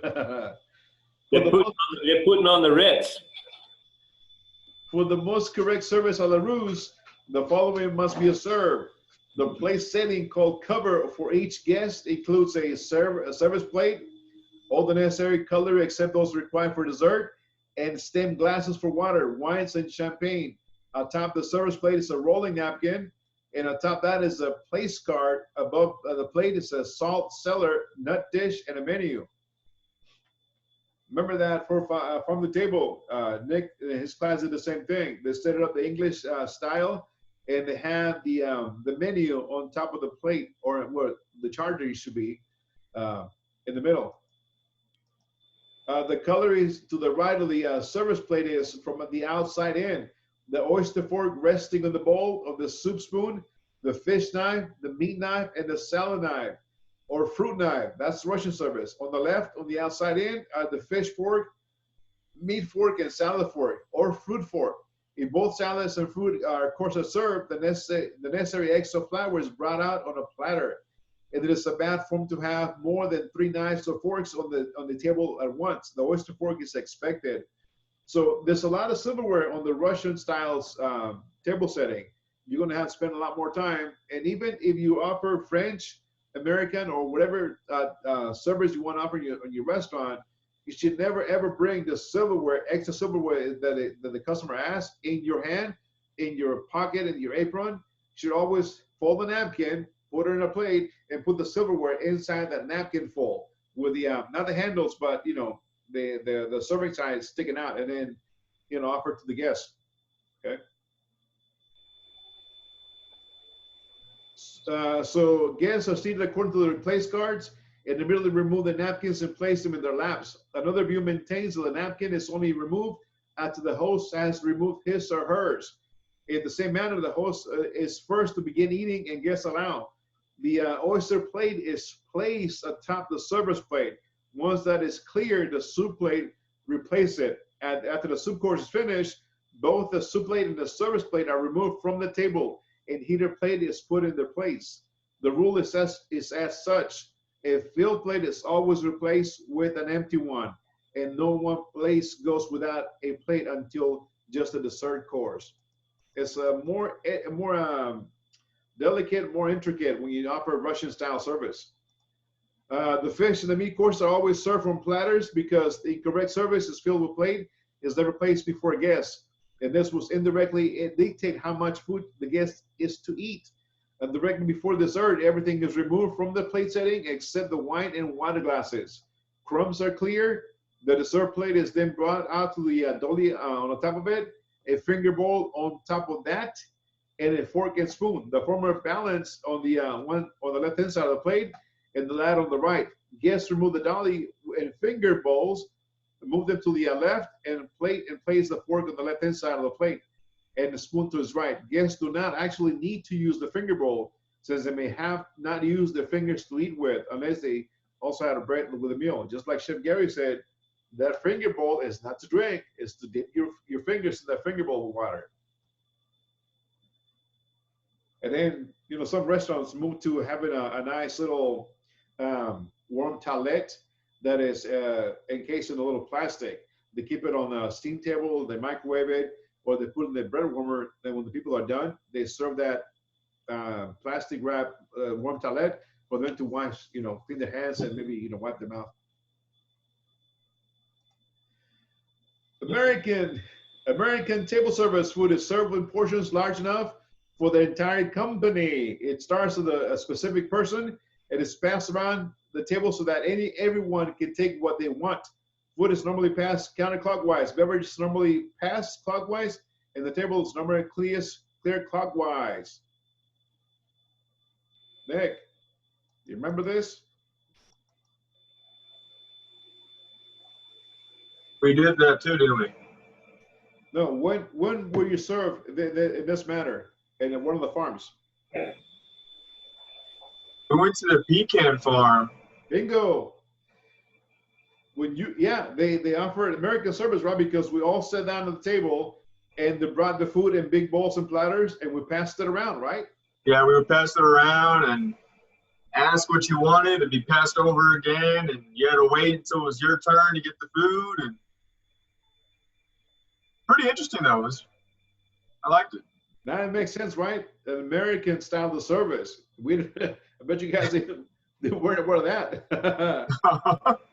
So you guys are when you guys get to farm to table, you guys will be visiting different farms. And one of the farms that doesn't have a lot to do because is the pecan orchard. They only harvest the pecans in the fall. So most of the time when you go to the Yegua Creek Farm, that's what it's called, you'll be given a lot of educational knowledge of pecans, history, orchards. They'll give you a tour. And when they bring you back from the farm, they will feed you in this manner, the American style of service. The husband and wife and the mother-in-law team, they cooked nothing but from the local farmers, vegetables, produce, and meats.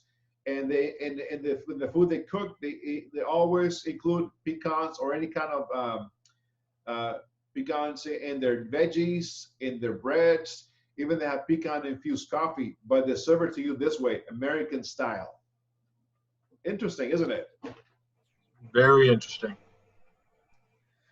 There are a handful of other styles served as well too.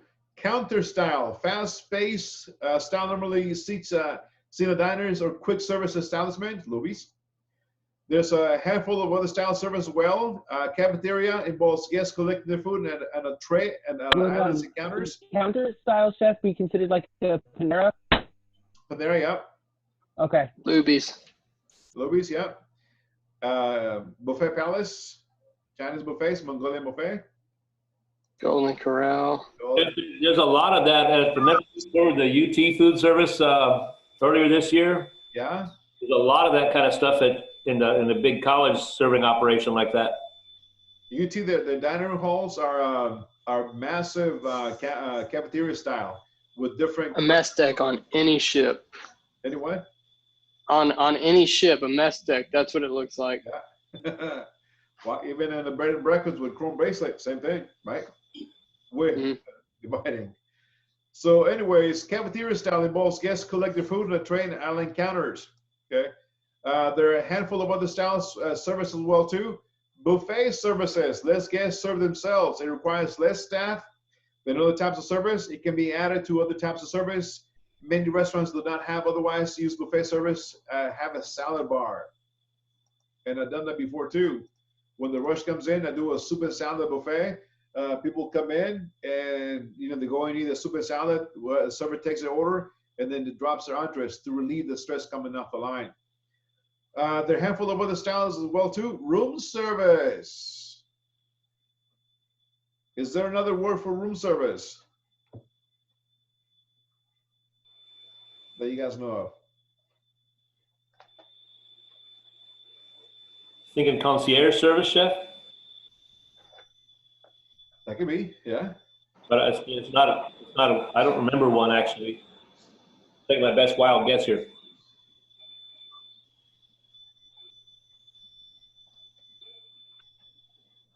In-room dining. Room service, like hotel rooms I can't afford. Right. There you go, room dining. But it's in-room dining. Yeah, exactly. Because the markup is extremely high. Bottle of vodka, Tito's vodka, I don't know, it's $27, $27 at the store. They must sell you. Austin Powers could afford it. $50, $70 a bottle. Because you add the delivery charge, the room service charge, and all kinds of other charges that goes with it. That's one of the things I did not like about the hotel business, chef. It always seemed tough and clumsy and slow. And those poor waiters got to go through hallways and service elevators, and it's just, plus they got to hang around. Sometimes they may have, the room service waiter may have zero business on a night when the hotel has got a low occupancy. The whole thing is just, it's clumsy. It's probably necessary, but it's kind of sucks. And then, the kitchen is way down in the basement or some other part of the building. So where the room service waiter forgets something, is got to run from the 50th floor all the way down in the elevator. Stop, because sometimes I don't use the room service use the same service elevator as housekeeping. And they got to stop at each floor. So it takes a long time for them to get to the bottom and to go to the kitchen, get whatever they need, and they come back and drop it off. So it takes some time. So it's a lot of logistics to be able to offer room service. A lot of logistics and a lot of equipment. And you need a little kitchenette setup with a different storage, different dry storage for all the products that they use because it's not the same as the kitchen. So it's a totally different department. It's a whole different department. Yeah, they'll have a bunch of stuff, chef, as you know, that it'll be like preserves in tiny jars, jams and jellies and marmalades in tiny jars. And the jar will be about the size of a golf ball. And the dang thing will cost you about 80 cents. And they very often disappear. People love that little jar for some reason, and it fits in their pocket, so they want it getting stolen all the time. Sounds like a Las Vegas thing. Yeah. One of the inventories that I share with you guys has all those ingredients from the inventory.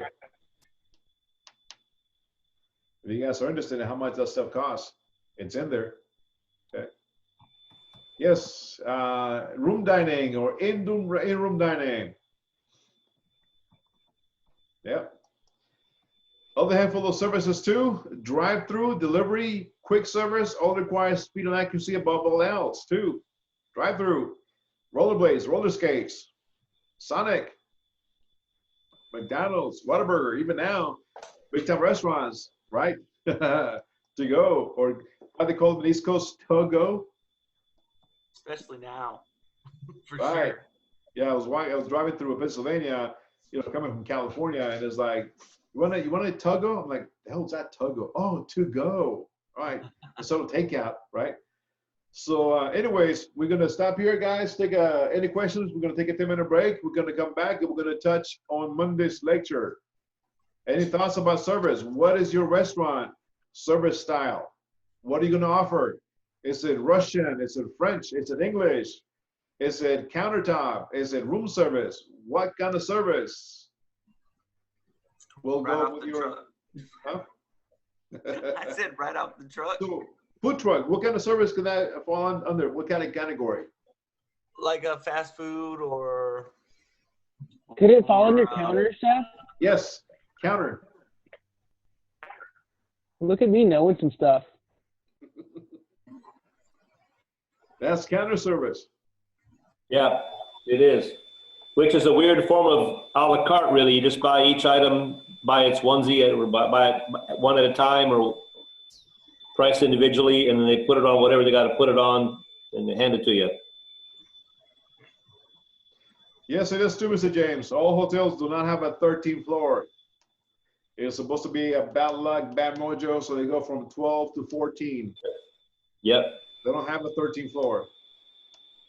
We had 1 through 15, but there was only 14 floors in the one higher building that I worked in.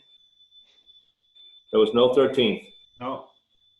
That is, I've always wondered that. That's like really weird. And I mean, I get it, superstition, 13 is an unlucky number, but like, it's just a button that's missed, basically. So you still have 13 floors. A lot of buildings have 13 floors, but hotels do not have 13 floors. They will have whatever number of floors they got, but if it goes 1 through 41, there's actually going to be 40 floors because they don't have one that's called number 13. Oh. It's pretty weird how a whole society can agree that, yeah, we ain't doing that. All right. Yep. All right, guys, go stretch a leg. We'll come back. We're going to touch bases on Mondays because that's a big one, and we got to push through it because you guys got to start working on your costing. Menus.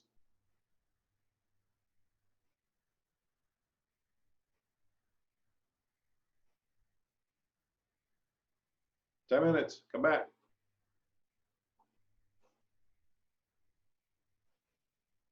We get some butter.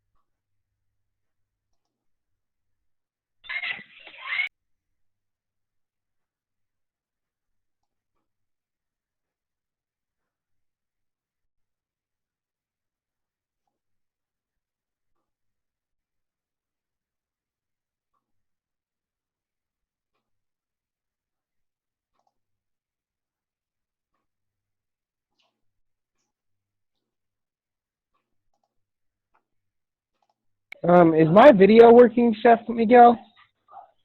No? I don't know why. I have it on as on. That's weird. I don't know. I'm going to leave and come back, see if that helps.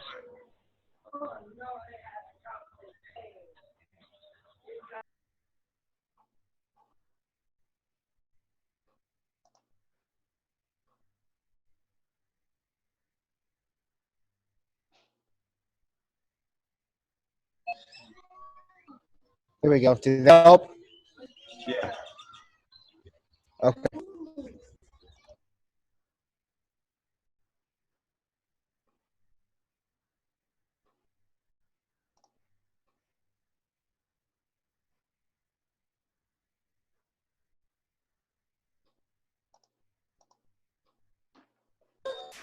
So I already sent it to Chef Gary. I'm about to send it to you, Chef. I redid the backdrop on my menu, so it's no longer that lightning bolt. It's my logo. So I'm gonna send that to you right now. Okay. Okay.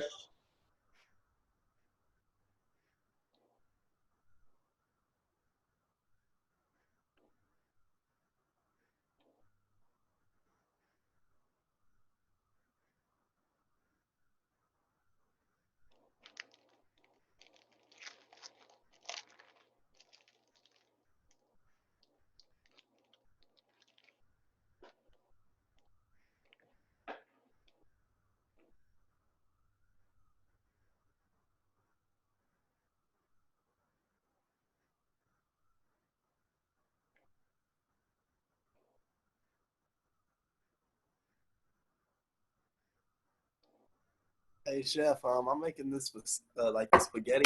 I'm trying to think of the name of the leaf my mom would put in the spaghetti. What type of leaf is it? It's like a little whole leaf that she put in her spaghetti. Bay leaf.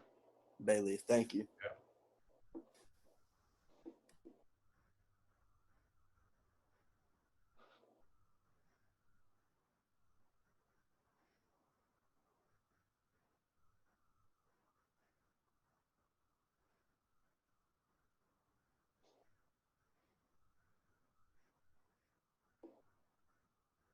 I just sent it to you, Chef. Okay.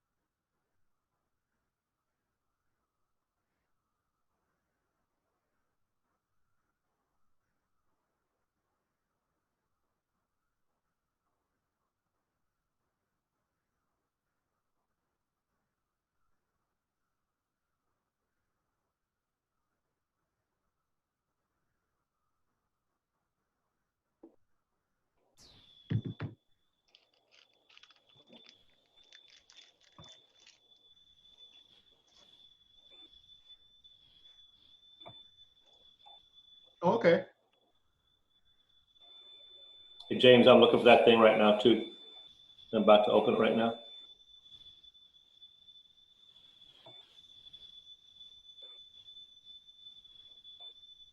My only thing was I could read it because I know what it says, but I didn't know if it was like legible to other people's eyes. You know, does that make sense? Yep. It is, but like there was this bonus level.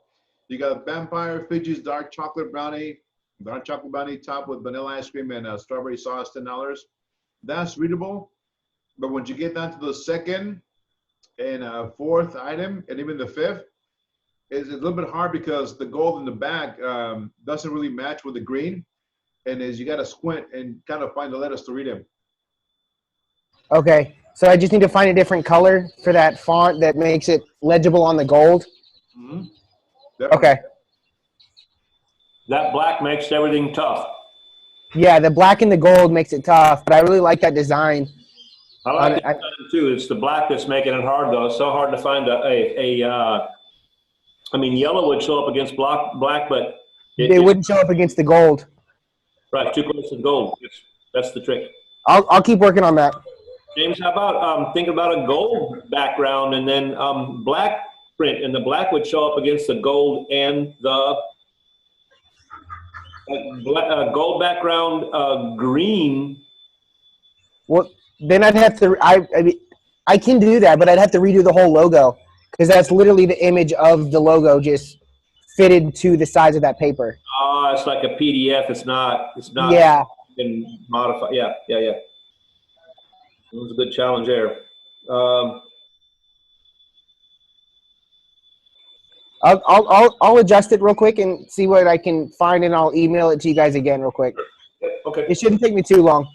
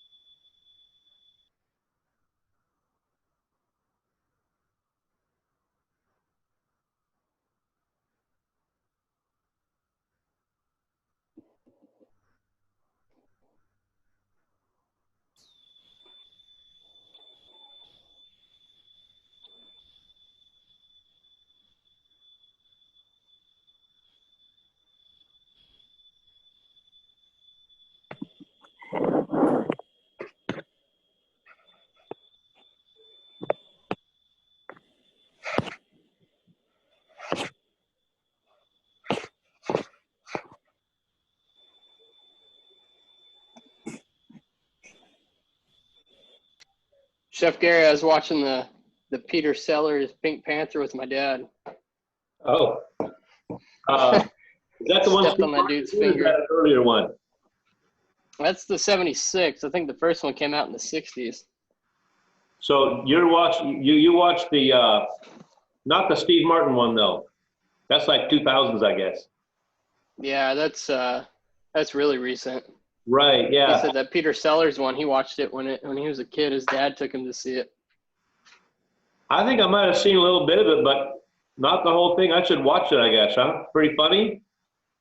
Yeah, there's a guy drilling into the floor above him, and the guy playing the detective in the Pink Panther with the mustache and all that is Peter Sellers' character.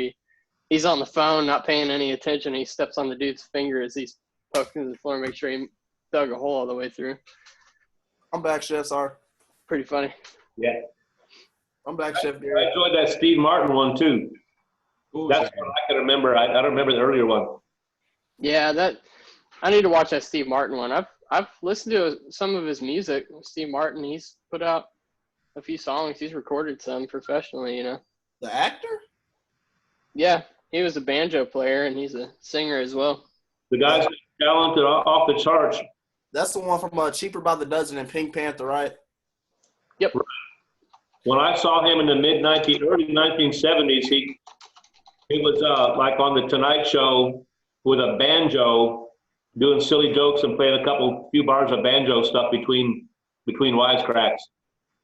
Yeah, I think originally he was a comedian. Yes, it was funny. First off. He got on Saturday Night Live. He made silly movies with some of those Saturday Night Live guys, and became an actor, director, producer. The guy's got talent everywhere you look, it seems, you know. Yeah, the two wild and crazy dudes. Mm-hmm. With Aykroyd, I guess, Dan Aykroyd. Yeah, I know Dan Aykroyd and John Belushi did the Blues Brother. They sang on set, Mm-hmm. and that was pretty cool watching them two jump around on stage and duet that song. They also made an album called Briefcase Full of Blues. Huh. Some huge names. A guy named Steve Cropper, a saxophone player named Alan Rubin, that old Paul Schaefer that was on the David Letterman band, might have been part of that group, or at least like put the group together or something. And it's great. Oh, okay. Rock and blues, you know, kind of old style, but with a bunch of dumb 70s wisecracks put in, but the musicianship was fantastic on it. It's really fun. I have to look at that. It's called Briefcase Full of Blues. You heard of that, Shaheen? Yeah. All right, guys, we're going to be talking about costing out recipes, because it's coming up next week. Those of you guys who have done your menus, it's coming up. Recipes, cost cards, and the importance behind it. Not just to save money to be consistent, but the whole mentality behind those recipe cost cards. First of all, consistency of product, taste, portion size, the greatest challenges to the food service operator. Consistency is impossible without the correct units of measure, according to Terry Jones, right? Consistency is impossible without the correct units of measures, whether you're going to have it by grams or ounces. How are you guys going to cost out your recipes? Have you guys thought about it? Ounces or grams? I'm doing ounces.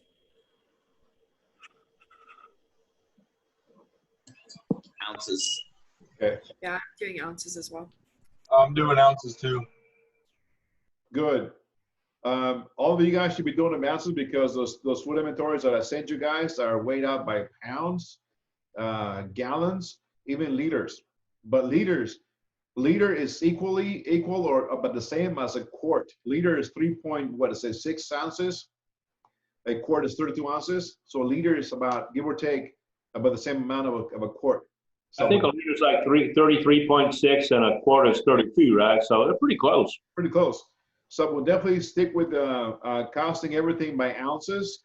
Those inventories has it by pounds, and you will trust me, guys. You guys will need some assistance with that inventory, how to break it down by pounds, because as James found out, some of those things don't have the package weight or the size of the inventory. So we can pretty much tell you guys, okay, that's a 10-pound case. This is a 20-pound case, or 5-pound, or this is a 5-pound bucket. Okay, so when it comes to it, we're going to guide you and help you guys along with it. But if you say ounces, you're going to be on the right track. Don't try to convert all that to grams, because you're going to be kind of skewed. Okay, if you find a recipe in grams, maybe convert it into ounces. Does anybody know how many grams in an ounce? 28 or 27. 28. 28. Okay. 28. 28 grams in 1 ounce. 28.35 if you want to get super picky about it, but I don't think you have to get that picky about it. Yeah, some change. 28 ounces, okay? 28 ounces? I mean, 28 grams per ounce, okay? But that change adds up, though, if you think about it. Yeah, it does. So always the recipe to the highest number. Let's say your recipe comes out to $2.13. Go $2.15. Just round that up. Okay. So the standardized recipe is the map or tool that is used in the professional kitchen to take you from the mise en place, the setting up of tools and the ingredients to begin cooking, to the finished product. This tool must be used correctly in order to achieve success. Success begins with the accurate measurements of the ingredients of the recipe. Again, break it down. A gallon has 128 ounces, okay? So if you're trying to figure out how many cups in a gallon, break it down from that. If you have a 128 ounce in a gallon, divided by 8, and that's how many cups you got in a gallon. Easy does it. Functions of the standardized formulas. They control quality, they control quantity. A standard recipe has been tested, proven, and researched before being published. It includes the appropriate quantities and brand qualities required for the particular dish that the user wishes to make. These recipes also produce a particular consistency and method that is used as a main base for similar dishes. When you create your recipes for your establishments, don't just write it out, write it down, grab it, go to your kitchens, pull the product, make it according to your recipe, and take a look at the final dish. If it makes sense, yes. If it doesn't, adjust the actual ingredient recipe, and then go back and adjust your amounts on your recipe cost card, and then recost it out, because you know, if you practice making a salad on paper, you're gonna have 8 ounces of mixed greens, 4 ounces of carrots, and so forth, so on. And you're gonna take those amounts, go to the kitchen, and you're gonna weigh everything out. What you're gonna end up is with a salad platter to feed maybe 8 or 10. 8 ounces of lettuce is a lot. Okay, so when you do a salad, usually about 2 or 3 ounces of mixed greens, because again, salad it takes a lot to make those 3 ounces. You guys remember making pesto and foundations for your pasta day? How much basil it took to make 1 cup or 2 cups of basil pesto? A bunch, right? Yep.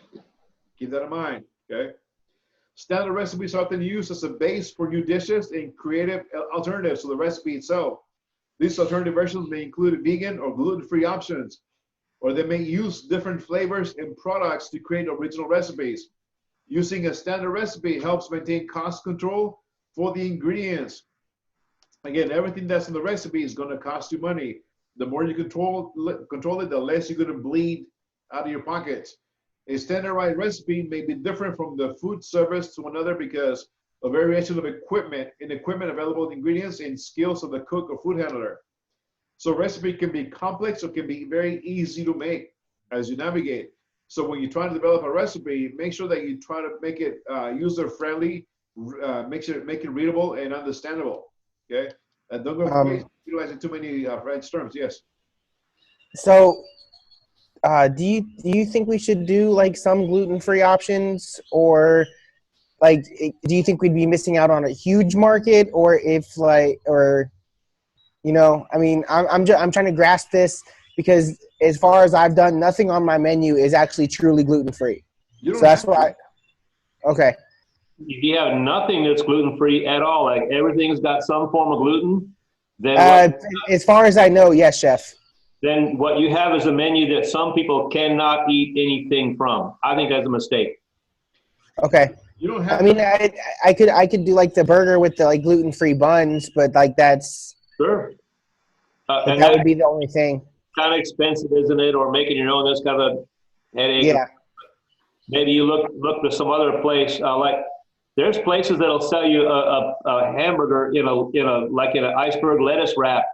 It doesn't seem like a hamburger to me, but for the person that gets a nasty headache or who knows what from any little lick of gluten, they're happy to have something that resembles a hamburger and get rid of the gluten. I'm not saying do that, but fair enough. You could do I feel you could do like Jimmy John's does with the lettuce wraps, the lettuce wrap sandwich or whatever. Yeah. I feel you.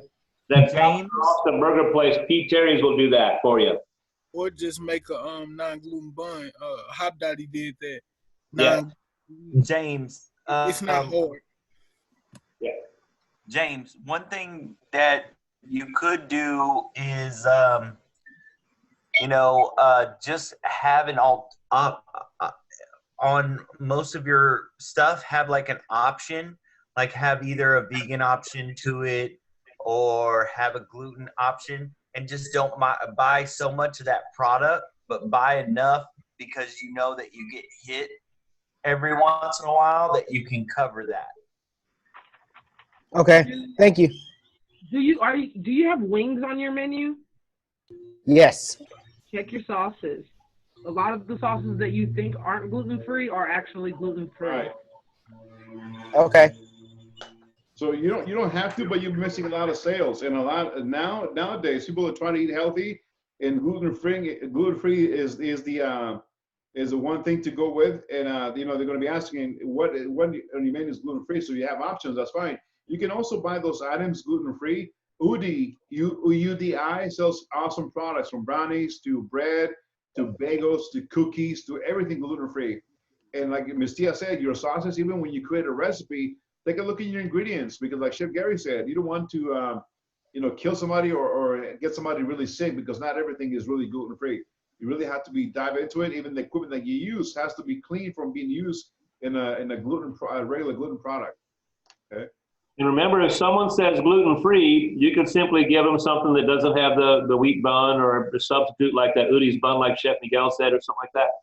If they say they're celiac, you got to really watch it, because that's serious. Right. If you fried something in a fryer that had like any kind of gluten, they're donezo. Product, and you fry something later in the same fryer and give it to a celiac, you could have a serious crisis on your hands in that person's health. So it's a whole other world. If they come in identified as celiac, well, your service flags have to go up, the radars have to go up. I mean to say, the cooks and everybody, that's real serious. Yeah, so gotta be careful. That's one thing that I have to do at my work, because we have a lot of vegan soldiers that come through. And when they come through, like if we do like a vegan, or like the vegetables or something like that, we usually have to re-clean the flat top or find an alternative way to cook them, the vegetables, so they don't touch the, because they use that flat top for the morning breakfast. And so when they have the bacon and then we start lunch, like sometimes they don't, it still has like the dark marks of the bacon on there. And so you have to either clean the flat top or find an alternative way to cook the vegetables so they don't get sick. Well, if they're just saying they're vegan, they're not going to get sick because they got some food that was cooked where some meat was cooked. That's a preference thing or a philosophical thing or whatever they believe it to be, and I'm not knocking their beliefs. I'm not doing that. But they're not going to get sick because they ate off the griddle where you cooked a hamburger 2 hours ago. But some of them are adamant enough to say, I won't eat off that griddle. Well, I got some attitudes about some of that stuff that I will reserve. If it's a safety issue, I'm their man. I'm on it. I appreciate it. If it's, I don't want a hamburger cooked on here. I don't want my mushrooms griddled on here because you guys cooked it, because you guys also cooked a hamburger patty on there 10 minutes ago and then scraped it off nicely. I don't know. I'm not sure I'm your place. You can't tell if it's a gluten-free celiac. So, and you cannot ask either. That's privacy, one of those privacy laws. So somebody comes in and asks you for gluten-free, they may disclose that they're celiac, and you're gonna have to go back and make sure that it doesn't get contaminated within regular food. But if they don't disclose that, you cannot go ask, are you celiac or not? So even though we all are, well, I know I am kind of picky about that kind of stuff, like whether it's real or not real, you should take everything seriously, is what you're saying? Uh-huh. I think you have to take it seriously. If they're saying that if they're saying that I'm gluten-free because I'm allergic to gluten, or if they're saying I'm lactose intolerant, or they're saying I'm celiac, that's not just a philosophical choice. And then there are some folks that have a philosophical thing or a religious thing. That's what I was getting at, like that question. Like I can't eat French fries if they're cooked in a fryer that has fried beef in it, or a fryer that uses some beef fat in the fry shortening. So long story short, just take all gluten-free things that people say as the real deal. Right, I would. Okay. And in most cases, if it's something dire where they're going to die, people will tell you. Like, they will identify what's, you know what I mean, the reason why they need it. Yeah. Like, right. They will tell you. They will tell you. And I mean, I feel like you'll be able to tell whether they're being hipster or not, you know? And that's part of your server training, to identify, read those customers. But I will definitely take it seriously. You don't want to kill anybody. The USDA requires that the following information to be included in a standardized recipe as a minimum: the name of the recipe, list of ingredients and their measurements, preparation of ingredients and cooking procedures, serving instructions, yield portion sizes, variations or garnishes, nutrition information per serving, marketing guide, and necessary equipment. But that's the USDA when you work for the government and or a hospital situation. In your kitchen, you don't have to go all that extent, but you do want to provide the base information for your cooks, how to prepare that dish, and maybe train them and let them know this is gluten-free, this is not gluten-free, this is no pork, and so forth, so on. So when you train the servers, they know exactly how to cater to those customers that are going to walk the front door. But you don't have to go through this extent unless you're making a recipe, jarring it, bottling it, packaging and selling it. Then you're going to have to go through every single ingredient that's on that item and be able to sell it. Because you don't know, somebody could be allergic to nuts, peanut oils, soy, whatever. So you got to include all those items so they don't accidentally buy it, eat it, and get sick. Other operations that have similar stringent requirements, Chef, an example is my friend who runs the kitchen at the Central Texas Food Bank. I helped them quite a bit a couple years ago, worked there quite a bit, did a lot of production, and if I have an ingredient, if I have an item for certain categories of the types of feeding operations they do, if it has, I don't know, let's say brown sugar, ketchup, 4 or 5 more items that it's a sauce or a condiment or something, well, guess what? It's got ketchup in there. You list the ketchup. Guess what else? Now you got a list. All the ingredients that are in the ketchup. In the ketchup, sugar, salt, all those ingredients. Every tiny thing. And on certain types of feeding operations or charity operations or for schools and things like that, you can't skip anything. And so it's a fun, exciting thing. It's more interesting work than people realize. But for some parts of it, you got to be super detail oriented. That boss can't let you slide on stuff, and you don't want to put that boss in a position of, taking it, kind of slacking on some of that stuff, and then later on finding out an ingredient was in there and you did not list it when you built that recipe. Yeah. So you got to be careful. For companies that follow the HACCP system, standardized recipes also include critical control points for food safety instructions. Again, for companies that follow the HACCP system, those are the ones that are going to bottle, jar, and package those items. They got to have that HACCP system in place. Identify the hazards, determine the CPVs, establishment certificate limits, establish monitoring systems, establish corrective action, establish verification, establish documentation. For example, if you're doing sous vide cooking, you need to have a HACCP plan in your establishment. If you do a lot of vacuum sealing, you need to have a HACCP plan in your restaurant, but not if you're going to store it, but if you're going to sell it. Okay. By following standard recipes, the food establishment can assure customers that they are being served quality food of the correct portion or serving size. The food establishment can also control food costing and inventory of ingredients more easily and save employee time when using standardized recipes.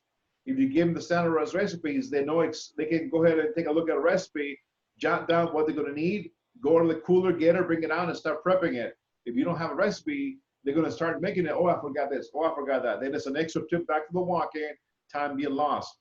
Okay. U.S. measurements and metric measurements, yards, inches, tablespoon, cups, pints, quarts, gallons, ounces, and pounds. And again, you don't have to convert. You want to go to ounces? Easier it is for you. Okay. No recipe conversion. So U.S. measures, distance, inches, feet, miles, temperature, degrees, and Fahrenheit. You don't have to go to Celsius. Fahrenheit is fine.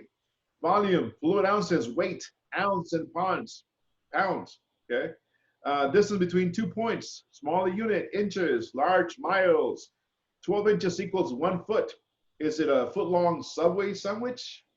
3 feet, 1 yard. Okay, 5,280 feet, 1 mile. These measurements are not often used in the kitchens. Not often. Temperature, warmth and coldness of an object, degrees in Fahrenheit. Freezing point is 32 degrees. That's why when you calibrate your thermometer, you always grab a cup of ice water, put your thermometer in it, and it's supposed to read 33 degrees. And then you adjust it on the little plug down at the bottom to make sure the dial reads 33. Boiling point is at 212 degrees at sea level. So what would it be if, sorry, Chef, I didn't mean to cut you off there. What would it be if you were not at sea level or you were above, like way above sea level? Like, we'll say like in one of the mountainous areas of Colorado, like, do you know what it would be? I can give you a wild guess. It's probably 2.8, 2.9. I could find out in about a minute or so. Yeah. The water will boil at a lower temperature in Denver, Colorado, for instance. Because it's not all about oxygen. So temperature measured with a thermometer, you can gauge based on the body temperature. Weight, the amount of mass of an object has, this measured in ounces and pounds. Weight is the most accurate measure of an ingredient. Remember, 16 ounces equals 1 pound. 2,000 pounds equals 1 ton. A portion control scale is used to measure portion sizes. Meats like 1/4 pound, hamburger weight prior to cooking to ensure the weight is 1/4 or 25% of a pound. Sliced deli meats are weighed before a sandwich is served to ensure the portion size is correct. When you guys go back to the kitchens, a scale is very, very important. Your scales measure either ounces and or grams. Chef, sorry for the interruption. Real quick, I looked that boiling point up. It's even quite a bit lower than I thought. Water boils at 203 in Denver. So it's 9 degrees Wow. than our sea level. That's a significant difference. It's a lot of difference, and I have heard, I've never cooked in a no, I cooked at about 3,500 feet for a couple of years, but I've never cooked at like 5,500 feet above sea level. And I've heard that like a pot of pasta that'll take 8 minutes at the boil or 9 minutes at the boil, say in Austin, could take you quite a bit longer, 12, 14, 15 minutes. It's a very different thing. That's weird, Chef. You think the boiling point in Denver would be higher? No, it boils at a lower temperature because you have less atmospheric pressure pressing down upon it, I could say. Something goes to baking. Baking is different in how they do that. It is a sea level. Yeah. Process. Scientific factor. Volume units. So measure liquids are measured in volume. Liquids include water, juice, oil, stock, and other liquids in water-like consistency. Volume units of measure includes gallon, quarts, pints, cup, fluid ounces, tablespoons, and teaspoons. Do not try to convert that into dry ingredients. Don't try to convert, trying to figure out, okay, 1 cup is 8 ounces, so 1 cup of flour should be 8 ounces. No. Flour should be measured on the scale as ounces. Do not try to measure in a cup. Okay. Do you know the gallon man? Gallon man, right? Gallon. We go. 4 quarts, 1 gallon. 8 pints equals 1 gallon. Okay. Where was that when I was growing up? The gallon man, right? Yeah, that looks pretty silly at first, and then I looked at it for a second and I like it. You got everything right down to cups. When I was in math class, we actually made like a legitimate gallon man. Like his head was the G, and then going down from there, his body was the 4 quarts.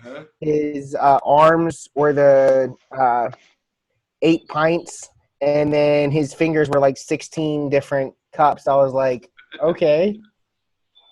It makes sense, right? The gallon man, even back in school. So basic professional skills in the bake shop math. If you want to do baking, weigh ingredients is more accurate than measuring volume. The term for weighing ingredients is scaling. Water, milk, eggs may be measured by volume at a ratio of 1 pint per pound. Remember that. If a recipe calls for 1 pound of eggs, equals 1 pint. If a recipe calls for 1 pound of milk, equals 1 pint. If a recipe calls for 1 pound of water, equals 1 pint. Okay. Egg shop theory says that water, milk, and eggs, yes, a pint is a pound and a pound is a pint. So like Chef Miguel said a minute ago, I just want to really emphasize this. If it says 8 ounces of flour, that's not 8 ounces in a measuring cup, that's 8 ounces on a scale. On a scale. because it'll be very far off, and it'll give you fits. It'll throw off your recipe. Yeah. Count as a unit of measure. Certain food Why products. Why can eggs be considered one of those? Like a pint is a pint is a pound, and a pound is a pint. Why can the eggs be considered that? I get water and milk, but like what about the eggs? It's just science. It just happens that if you put a pint of eggs, you have a pint of eggs measured exactly correctly in a measuring cup, and you pour it into another cup that's zero on a scale, it's going to weigh very close to 16 ounces in weight. Yep. It's just that water, milk, and eggs are just about the same as 1 ounce volume to 1 ounce weight. Eggs may be a little bit Eggs might be a little bit slightly different depending on the size. You got small, medium, large, and double A eggs, extra large eggs. So it all depends on the size. So when the recipe calls for large eggs, guess what? Use large eggs. If a recipe calls for 8 ounces of eggs, use 8 ounces of eggs. Don't try to guess. I have several students. So chef, egg is 3 ounces.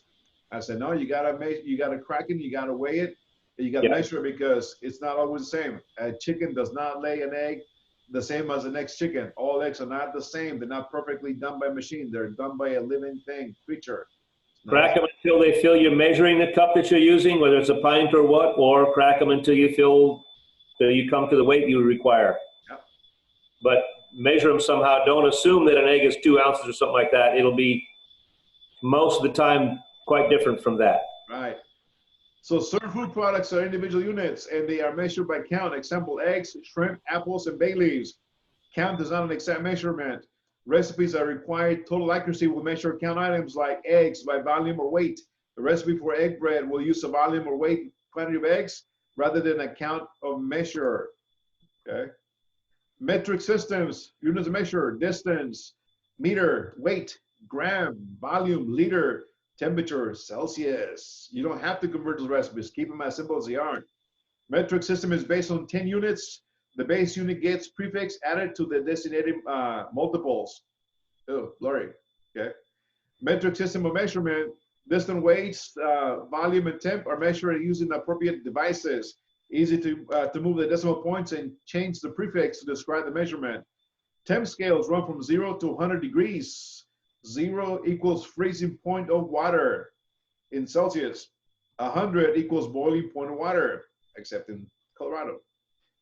U.S. metric versus metric measurements. Most of the U.S. does not use the metric system. It is mainly used in the scientific community. However, the U.S. was the first country in the world to adopt a system, a currency based on units of 10.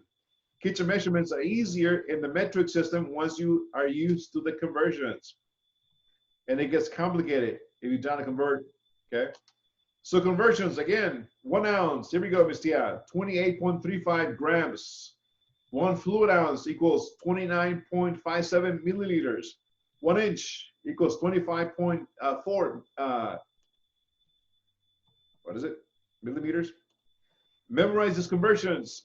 The conversion is working on the either system possible and easy to switch between the two. If you know them, you know exactly what you're making. So conversion practice, 12 ounces into grams. What does that equals?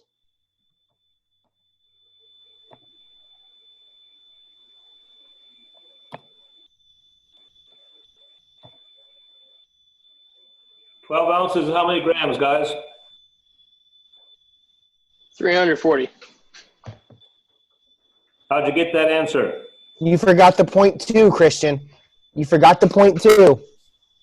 Relax, buddy. I don't forget much. 1 ounce equals 28.35 grams. You asked how you get it, Chef. You get it by multiplying the 12 ounces by 28.35. Right. Is that how many grams? You got what? 336, not an even 340. Did you multiply it right? 28.35?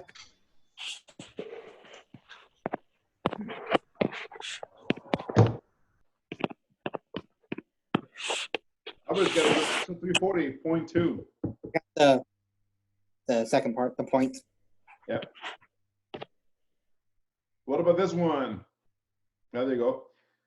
1 ounce equals 28.35 grams. So 12 times 28.35 equals 340 grams minus a 0.2. Right, Ms. Christian, isn't that what you said? Yeah, I said 340. Okay. How about 7 fluid ounces in milliliters?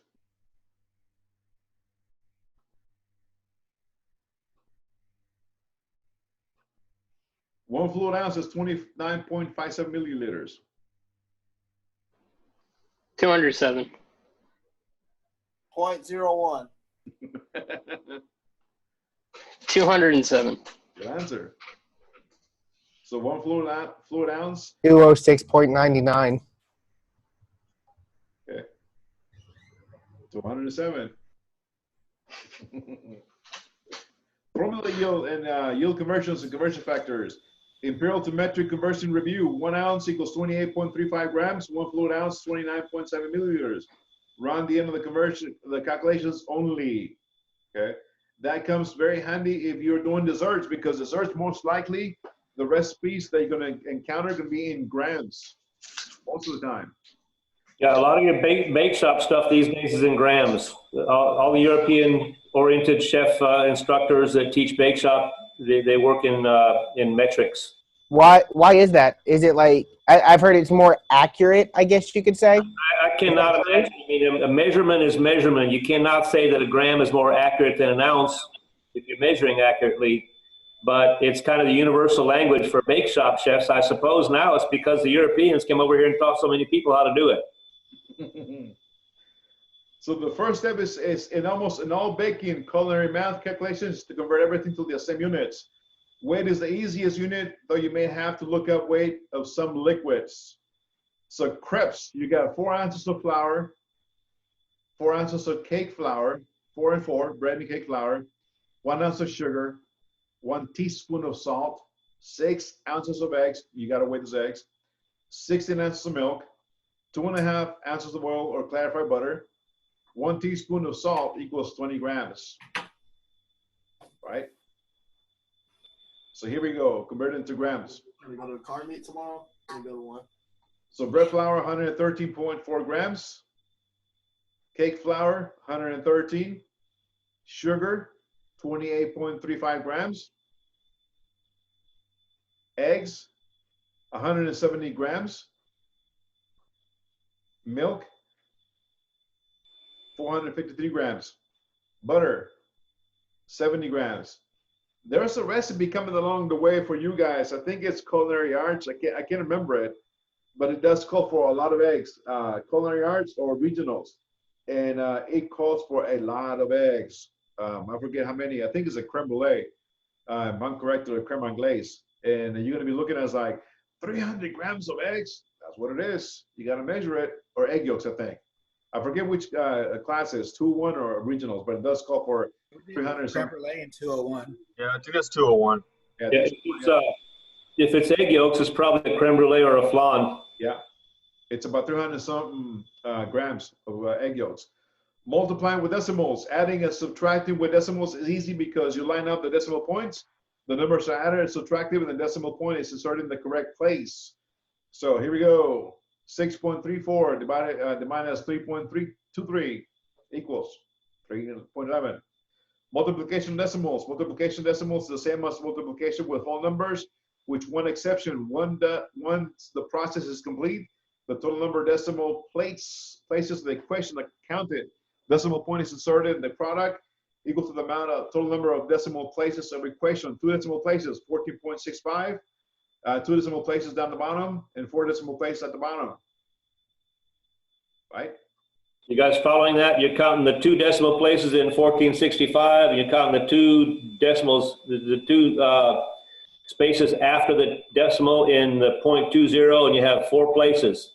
So you do your multiplying, and you start at the far end, and you back 1, 2, 3, 4 spaces. That's how your decimal point gets where it has to be. So 14.65 times 0.20 equals 2.9300. Table the next slide shows multipliers, decimal numbers used to convert between the U.S. standard and the metric units to measure for volume. The chart following this shows Multipliers, decimal numbers used to convert between the US standard and the metric units of the measure of weight. This conversion chart simplified the process for changing units of measure between the US standard and the metric units. 3 steps in this process. Step 1, determine the unit of measure you have and find out on the table. 2, determine the unit of measure you need and find it on the table. Step 3, multiply the units of measure you have by the multiplier, by the best decimal number, in the table to convert the units of measure. Okay, so here we go. US to metric conversion, volume conversion multipliers.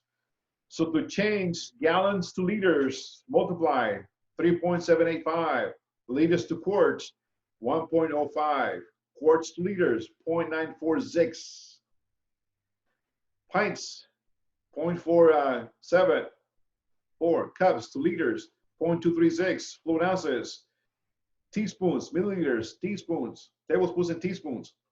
So if a recipe of cream of broccoli soup yields 2 gallons, the chef will like to know how many liters of the recipe will yield. Okay, again, if the recipe of cream of broccoli soup yields 2 gallons, the chef will like to know how many liters the recipe will yield. Cream of broccoli conversion is gallons to liters. Step 1, the unit of measure is the soup in gallons. Step 2, the new unit of measure is soup in liters. Step 3, the multiplier, decimal number to change gallons to liters is 3.785. So 2 gallons times 3.785 equals 7.5 liters, or just about. And you don't have to convert your recipes, but you're going to come across some of those recipes and you're going to figure, okay, I'm going to convert it to liters or liters to gallons. How am I going to do that if the recipe calls for liters? Okay. Weight unit of measure conversion table. The French cookbook lists the following ingredients for pate. Ground beef, 1 kilogram. Ground pork, 500 grams. Ground veal, 300 grams. You purchase meat by the pound. How many pounds of ground beef, pork, and veal should you order? So there you would do 20, what was it, 25 point something. Sorry, I forgot it already. But you would do whatever the ounces of that is, whatever that equal, like whatever the grams equals, times 16, and then divide that number by the 500.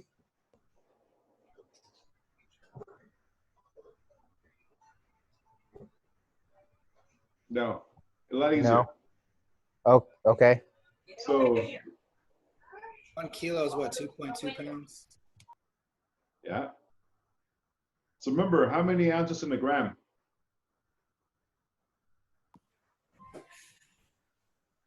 There are no ounces. I mean, how many grams in an ounce? 28.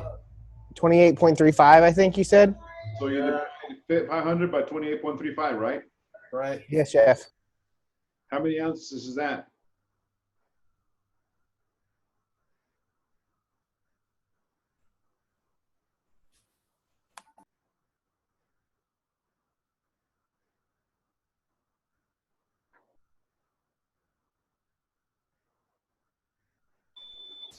Chef, you talking about the ground beef, the kilogram? Yeah, Kat said it 17.63.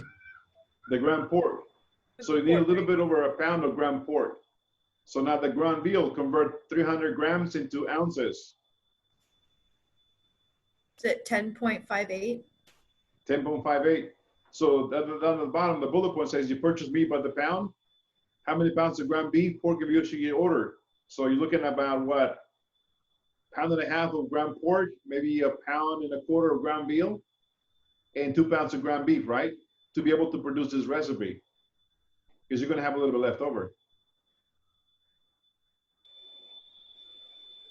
And again, the question is, how many pounds of ground beef, pork, and veal should you order? Because if you come across a recipe that has kilograms and grams, you need to know exactly how much to order so you can have enough for this recipe. So you need to convert those grams into ounces, kilograms into pounds. So guys, for this kilogram on this ground beef, if we took, how many grams is in a kilogram? What is a kilogram? What does it mean?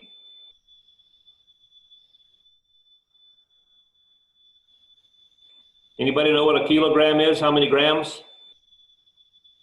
What is that word? It's 1,000. A kilo means 1,000. Yes, so it's 1,000 grams, right? So you'd go 1,000 divided by 28.35, right?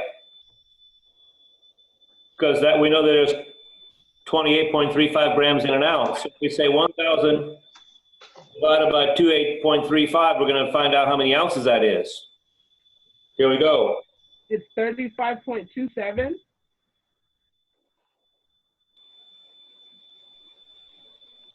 One zero zero zero divided by 28.35. Yep, 35.27. 35.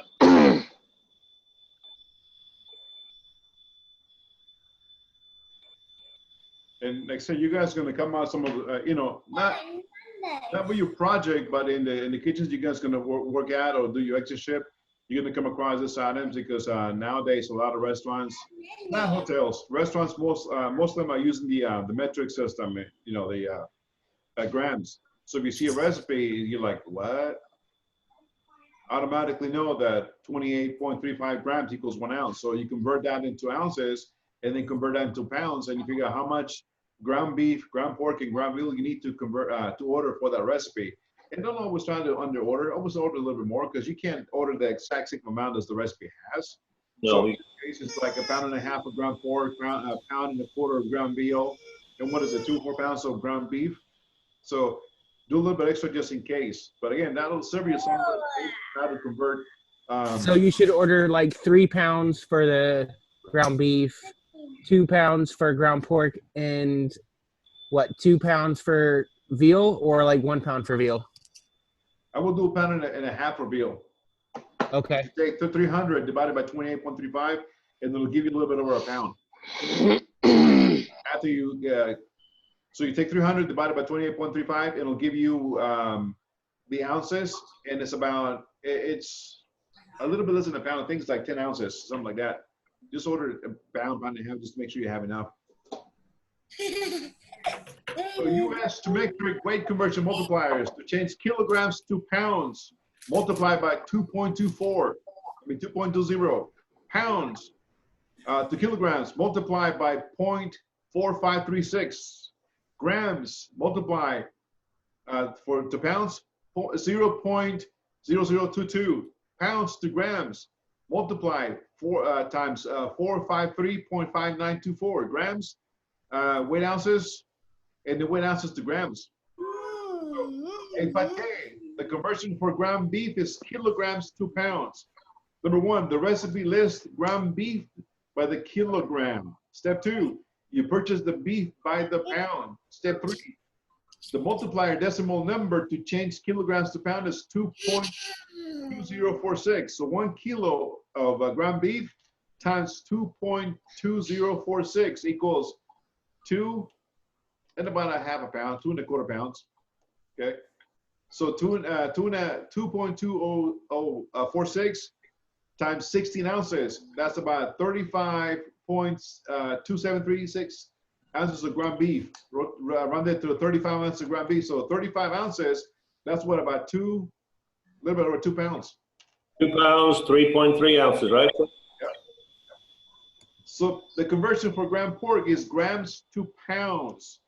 Step 1, the recipe lists ground pork by the gram. You purchase ground pork by the pound. The multiplier decimal number to change grams to pounds is 0.0022. So 500 grams of pork times 0.022 equals 1.1 pounds. So 1.1 times 6 ounces equals 16.6 ounces of ground pork, right? There you go. And you had it at 17.6, right on the dot. The conversion for ground veal is grams to pounds. 1, the recipe lists ground veal by the gram. You purchase the veal by the pound. The multiplier decimal number to change grams to pounds is 0.022. Okay. 300 grams of veal times 0.022 equals 0.66 pounds times 16, 10.5 ounces for ground veal. Round the 10.5 ground veal. So to prepare pate, you should reorder ground beef 2.2 pounds of ground beef, 35.3 ounces of ground pork, 1.1 pounds or 16 ounces, 17 ounces. Ground veal is about 10 ounces. So I would suggest ground veal about a pound just to round it up. Okay. If you want to be technical, go ahead and order 11 ounces of ground veal. But to measure it, that's how you go, you order it. In the Pate example, the decimal product or the answer can be multiplied by 16, which is the number of ounces in a pound. To ensure the correct ordered quantity converted from both kilograms and grams to pounds and ounces is ordered.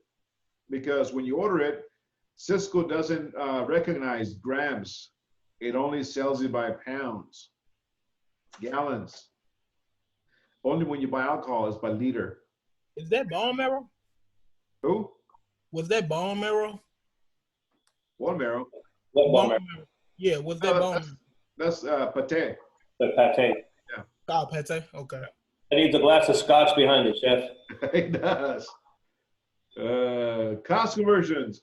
Multipliers can also be used to convert cost per U.S. standard unit to cost per metric unit, or cost per metric unit to cost per U.S. standard unit. Olive oil is purchased in a 2-liter bottle at $4.50, and you're going to come across this in your inventory because it's by liter. I think some of them by ounce, by gallons. Our recipe uses 1 pint of olive oil. How much does 1 pint of olive oil cost? The cost per liter is as follows: $4.50 for 2 liters. So $2.25 per liter. Olive oil costs $2.25 per 1 liter. You need a pint, okay? So conversion from liter to pint. Step 1, you need the cost of pint provided of olive oil. You have the cost per liter of olive oil. Step 3, the multiplier number to change is 0.474. So $2.25 cost per liter times 0.474 equals $1.07. Olive oil costs $1.07 per pint. Conversion multipliers provide a very useful tool to use both in the kitchen as you prepare foods and in the office when you cost the recipes. And again, a liter is about 33 point some ounces. So if you want to round it up, just use that cost. So if a olive oil costs you $4.50, so a quart is going to cost you about $1. I don't know, about $2.25 per quart. And a quart is 32 ounces. So you take $2.25 divided by 32, and that's how much an ounce of olive oil should cost you. Volume versus weight controversy. The volume measurement is more accurate for liquids, while weight measurement is the most accurate for solids. However, it's most common to see recipes that do not follow the rules of the accurate measurement. Spices are often listed in recipes using volume unit measure. The quantities are usually too small to weigh unless you use a gram scale, especially when you go to molecular gastronomy. You need to break out that drug scale, right? Yeah. Remember these rules. When trying to find how many pounds a certain number of ounces is, take the number of ounces and divide it by 16. Okay, so here we go. 36 ounces divided by 16 equals 2.25 pounds. Also remember this rule. When trying to convert pounds to ounces, multiply the pounds by 16, which is how many ounces in a pound. Example, 2.25 pounds times 16 equals 36, vice versa. Finally, remember this. If you have a weight that is 2 pounds, 8 ounces, and you need to convert to all ounces, multiply the 2 pounds times 16. So 2 times 16 equals 32. Add the 8 remaining ounces from the 2 pounds, 8 ounces to the 32. So they equals 40 ounces. Makes you want to have an 8-ball. 67 ounces equals 8 pounds.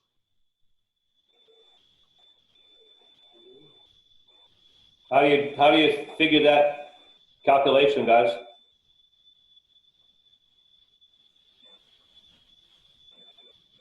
What do you calculate to find out how many pounds?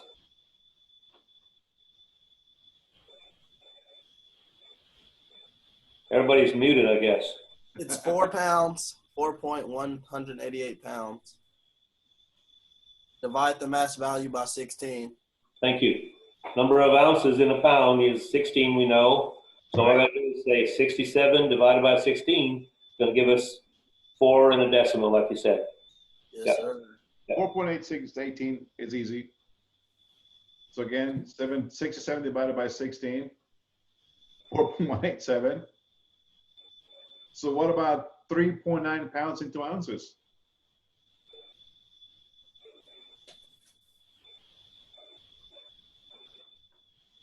What do you got to do here to get your answer, guys?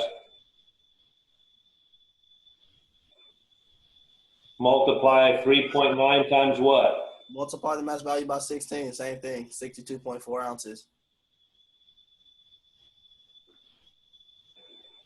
Right on. You get it. There you go. What about a pound, 6 ounces?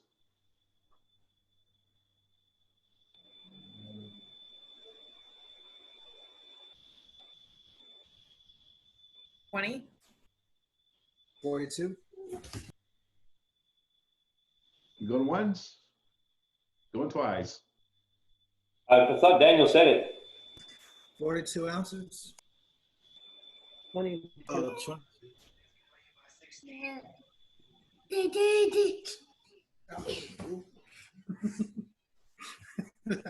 22 ounces. And then we're gonna get into AP versus EP. Okay, so AP means as purchased versus EP, edible product. Okay, AP is the bananas with the skin on. EP is the inside, not the skin. Same thing with the apples. As purchased, it's how it comes to your back door. EP, as you're gonna sell it. So we need to include that cost of the skin as you're gonna in the cost of your recipe. Now for your project, you don't need to do that, okay? If you're gonna use an apple, just take the apple and figure out how much it costs, an ounce of, how much an apple weighs, and divide that price. Let's say an apple weighs 8 ounces, costs 25 cents, so divide 25 cents by 8 ounces. I'm not gonna go further and make you guys, you know, cost that the AP versus EP, but we're gonna be talking about it though. So the food service has its own unique terminology. The professional uses it daily, Terry Jones, okay? And one of the samples that I sent you was the butcher's yield on the cryo bag beef per pound versus the whole cut, because I utilized the butcher's yield, AP versus EP. So food products are unique. One of the most unique features is that a product purchased in a form that is very different than the way it is eventually served to the guest. This uniqueness gives the food service industry its own terminology to describe the different states of the products for purchasing the service. A basic understanding of the terms as purchase. The edible portion, EP, will impact your success with food service mathematics more than any other factor that comes to mind. The amount of food service operations profitably hinges on your understanding of these two terms. Two terms will be explained using the case of apples. So let's go. A case of is purchase, prepared, and a dessert is prepared like tarte tatin, apple pie, applesauce, apple cider, apple salad, Waldorf salad. As purchased, this is the product as it is purchased when it comes into your back door. The item has an as purchase or AP unit of measure. The item has as purchase or AP price per unit of measure. An example, you purchase a case of Granny Smith apples. Case weighs 20 pounds, okay? Keep that in mind.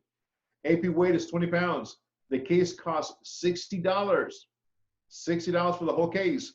Divided by 20 pounds, that's $3 cost per pound, okay? The cost per pound is $3. AP price is $60. AP price per pound is $3. Edible portion, this is the edible portion or EP, the amount of product available to serve to the guests after cleaning and trimming and cooking the product. The item will be have an edible portion or AP unit of measure. The item will have an edible portion, AP price per unit of measure as well too. In case of apples, we'll have an AP weight less than the AP weight because you're going to peel it, you're going to take the core out, you're going to take the seeds and so forth, so on. Okay. Due to trimmage and shrinkage during cooking, the apples will have an EP price per pound that is greater than the AP price per pound due to the trimming and shrinkage during cooking, because you're going to have to charge for the excess waste that you cannot serve. Okay. Example: my apple costs $2.50 per pound and weighs 9.5 ounces. After trimming, I have only 9 ounces of apple left. Okay, so they lost 0.5 ounces or half an ounce. The weight went down, making the price per pound go up. Now 250, I only have 9 ounces of apple. Yield percentage, the majority of food purchased is trimmed and or cooked. The process causes the EP weight to vary from AP weight. A item can shrink, resulting in the loss of AP weight, and the item can expand, resulting in a gain over the AP weight. Difference between AP and volume and AP weight is called a yield percentage. Yield percentage formula is to determine your product's yield percentage. So EP divided by AP times 100. This reads yield percentage equals EP weight divided by AP weight. Multiply this number by 100 to get your yield. So determine the correct amount of product to order. AP quantity. So again, if you're going to make apple pie, the recipe calls for a pound of apples, right? Peeled and skinned and seeded. So how many apples you need to buy for the apple pie? Okay. So again, AP quantity, EP divided by the yield percentage. Okay. Example yield percentage. A case of Granny Smith apples with an AP weight of 20 pounds is peeled, trimmed, and cored. Peeling and trimming, coring causes loss of AP weight. The case of apples is weighed after peeling, trimming, and coring. Now it weighs 10 pounds. This is EP weight. How much did we lose? From 20 to 10.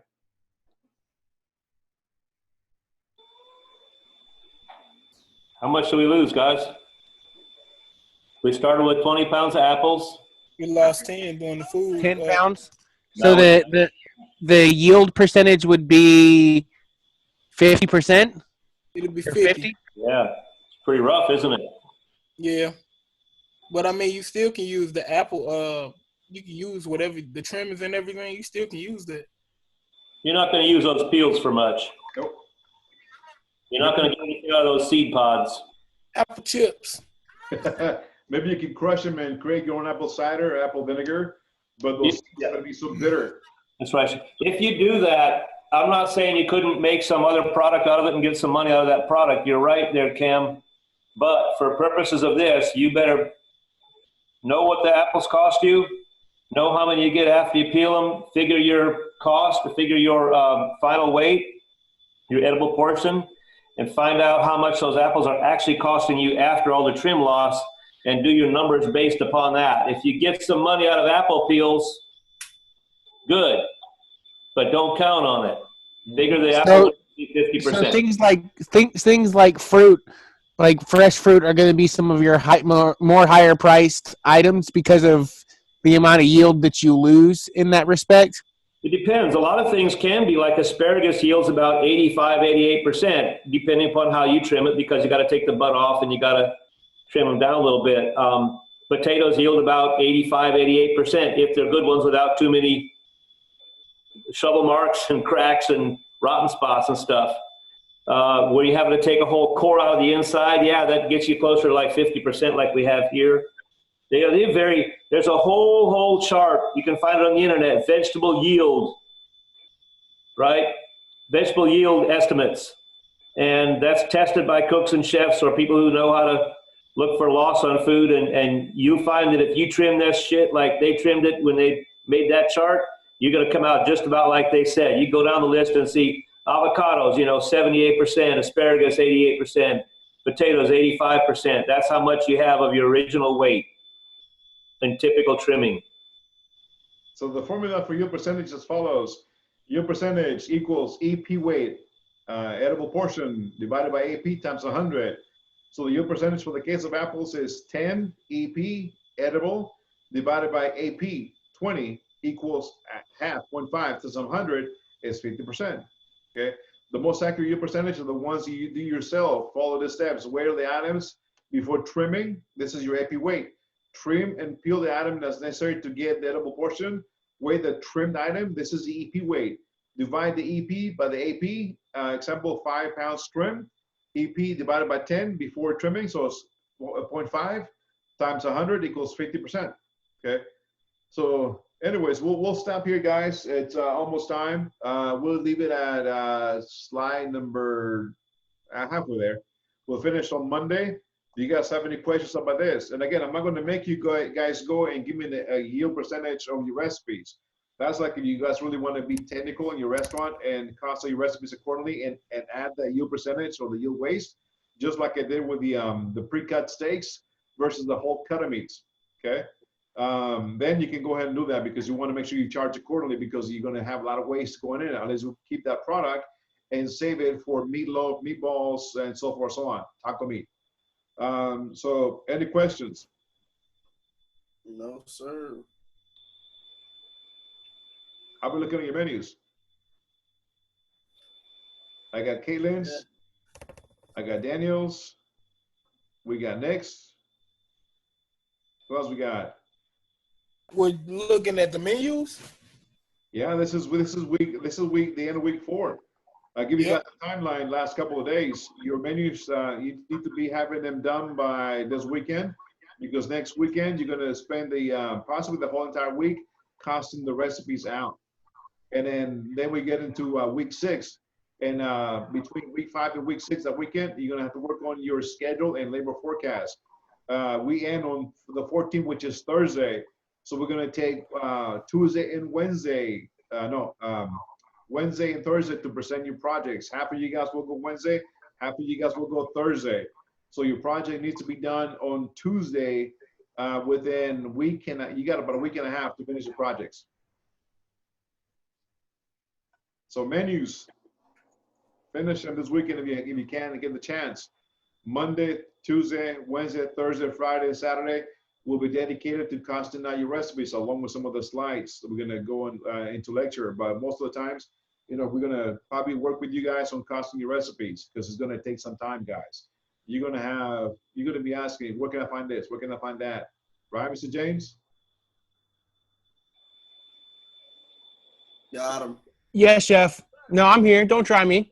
No, it's because you were the first one to start looking at your costing your recipes, so you have. It is time consuming, just like he said. But majority of everything, we're not going to say everything. Majority of everything has a price by the case on the list that Chef Miguel gave us. There's just a few things here and there that I've spotted for my menu. So, I mean, I'm sure everybody can figure it out. Once you know how to do the formula, it goes like a breeze. So it's just finding out how much is in each case and then using that to divide by what you need to divide by or multiply by what you need to multiply by. Yeah, so starting to that costing stuff early, if you're starting into costing Friday next week, you're really, really hurting yourself because time starts to become short. But if you start into costing now and you run, or if you already have, is really great, and you run into a headache, you can contact me, you can contact Chef Miguel. We just get on a little quick phone call or whatever we got to do and get you kind of go through those basics one more time, and you'll know where to go from there. And you just do a few, it'll start to get pretty slick, just like James said. The first one could drive you nuts for a couple hours if you don't really know where to begin. So start now, because that's the way to wind up with some good productive hours between now and next week, right? Don't wait into the middle part of next week on it. Besides James, have any of you guys have touched the costing part in your recipes yet? Raise your hand if you have. Okay. Okay. Okay. So this, yes, I have. Continue, because it's going to take some time. Those of you guys that have not, get a jump started as soon as you can. Trust me, guys, it's going to take about a week to cost all those recipes. It's an easy task once you get it, but there's a lot of things you're going to be like, where is it? Where can I find it? Well, it's on this part, or it's over here. Let me pull it for you. Here it is. Let me show you where it is. Or let's find it together. Let's figure out how can we improvise the same price, or how can we look at it and have equally about the same pack size. So if nothing else, guys, you could Google a certain item in a consumer world, like, Google a pint of blueberries and find out that H-E-B has them at $4.50 a pint. Okay, fine. It's not going to be accurate in terms of you hope you'll pay less money for them when you're buying from your supplier, your wholesale produce supplier, right? But at least you're not taking a wild ass guess. I don't know if they're 7 cents a pound, $20 a pound. I got no clue, right? That's not where you're going to be. You're going to be like, okay, H-E-B has 4.5 a pound on them. Okay, let's say I get them for $3.50. Good. From there, do your math. Yeah. I don't care if you're a little bit wrong about the price of blueberries. but I sure the hell want you to be able to figure out how much blueberries are going to cost you once you know the price. Or how much a pint of blueberries weighs? Maybe 8 ounces. You know, give or take, ballpark. So, yeah, definitely next week. Let's cost us some recipes. Get your menus done by this weekend, if all possible. I know we have some of your guys, Caitlin, James, Daniel, Nick, Tia. Those of you guys have not, go ahead and get them done. We'll be checking our emails here and there. If you guys have any questions, we're reachable by text. I'll try to check my email at least in the morning, mid and afternoon before I go to bed. If not, like I said, you can reach us anytime. Okay? What'd you need me to do? Casa, your recipes. Oh yeah, I gotta put that, add it to that deal. I haven't converted it over. Okay. And then as we go for until next week, hopefully you'll be done by Friday, and they can take a look back, and if you tweak anything on your recipes or your menu, you have that weekend to start with, and maybe by Sunday, Monday, start working on your schedule. You have the tools, you have the spreadsheets, you got it done, just got to get on it. Questions, thoughts? I just had one comment. It took me a while to figure this out, so I'm going to tell everybody right now. Okay. In those little in the Sheets documentation or whatever, however you pull it up on this, I use Sheets, so mine might be a little bit different than the actual spreadsheet. But if you can find, however you have to find it, I know on Sheets is there's like 3 little dots in the top right corner, and it says you click on those, and it says find and replace, and then you click on that find and replace. And then it literally brings up a search bar, and you can search for whatever item you're looking for on that inventory list of billions upon billions of items. And it makes it a lot more smoother. But be careful, because when you type that item, you'll be looking for olive oil, it may read something else on that inventory. So it's not going to pull what you're looking for. Yeah. Like type in oil or type in something vague. Don't exactly type in what you're looking for. And then it'll pull those items, hopefully. Yeah, it pulls up like, I think I've seen them pull up like from 1 item to like 8 items, and then you can just scroll and see if whatever you're looking for is in there. Mm-hmm. Good tip. Like a kind of a vague or kind of a simple search, not a lot of keywords, I guess. Right. Correct. Right. And then it'll pull it up. But I mean, you got to be just kind of, in general. Don't be real specific, because it won't search for it. Any questions? Any thoughts? Awesome. Be safe. Stay cool. Stay protected. If you go out, be observant and keep yourself safe as much as possible. Work on your projects. It's going to take some time. Any questions? Reach out to us anytime. We're here for you guys. If not, we'll leave it open for the next 5 minutes. See if anybody has any last questions. If not, deuce. Peace out. See you guys next week. Have a great weekend.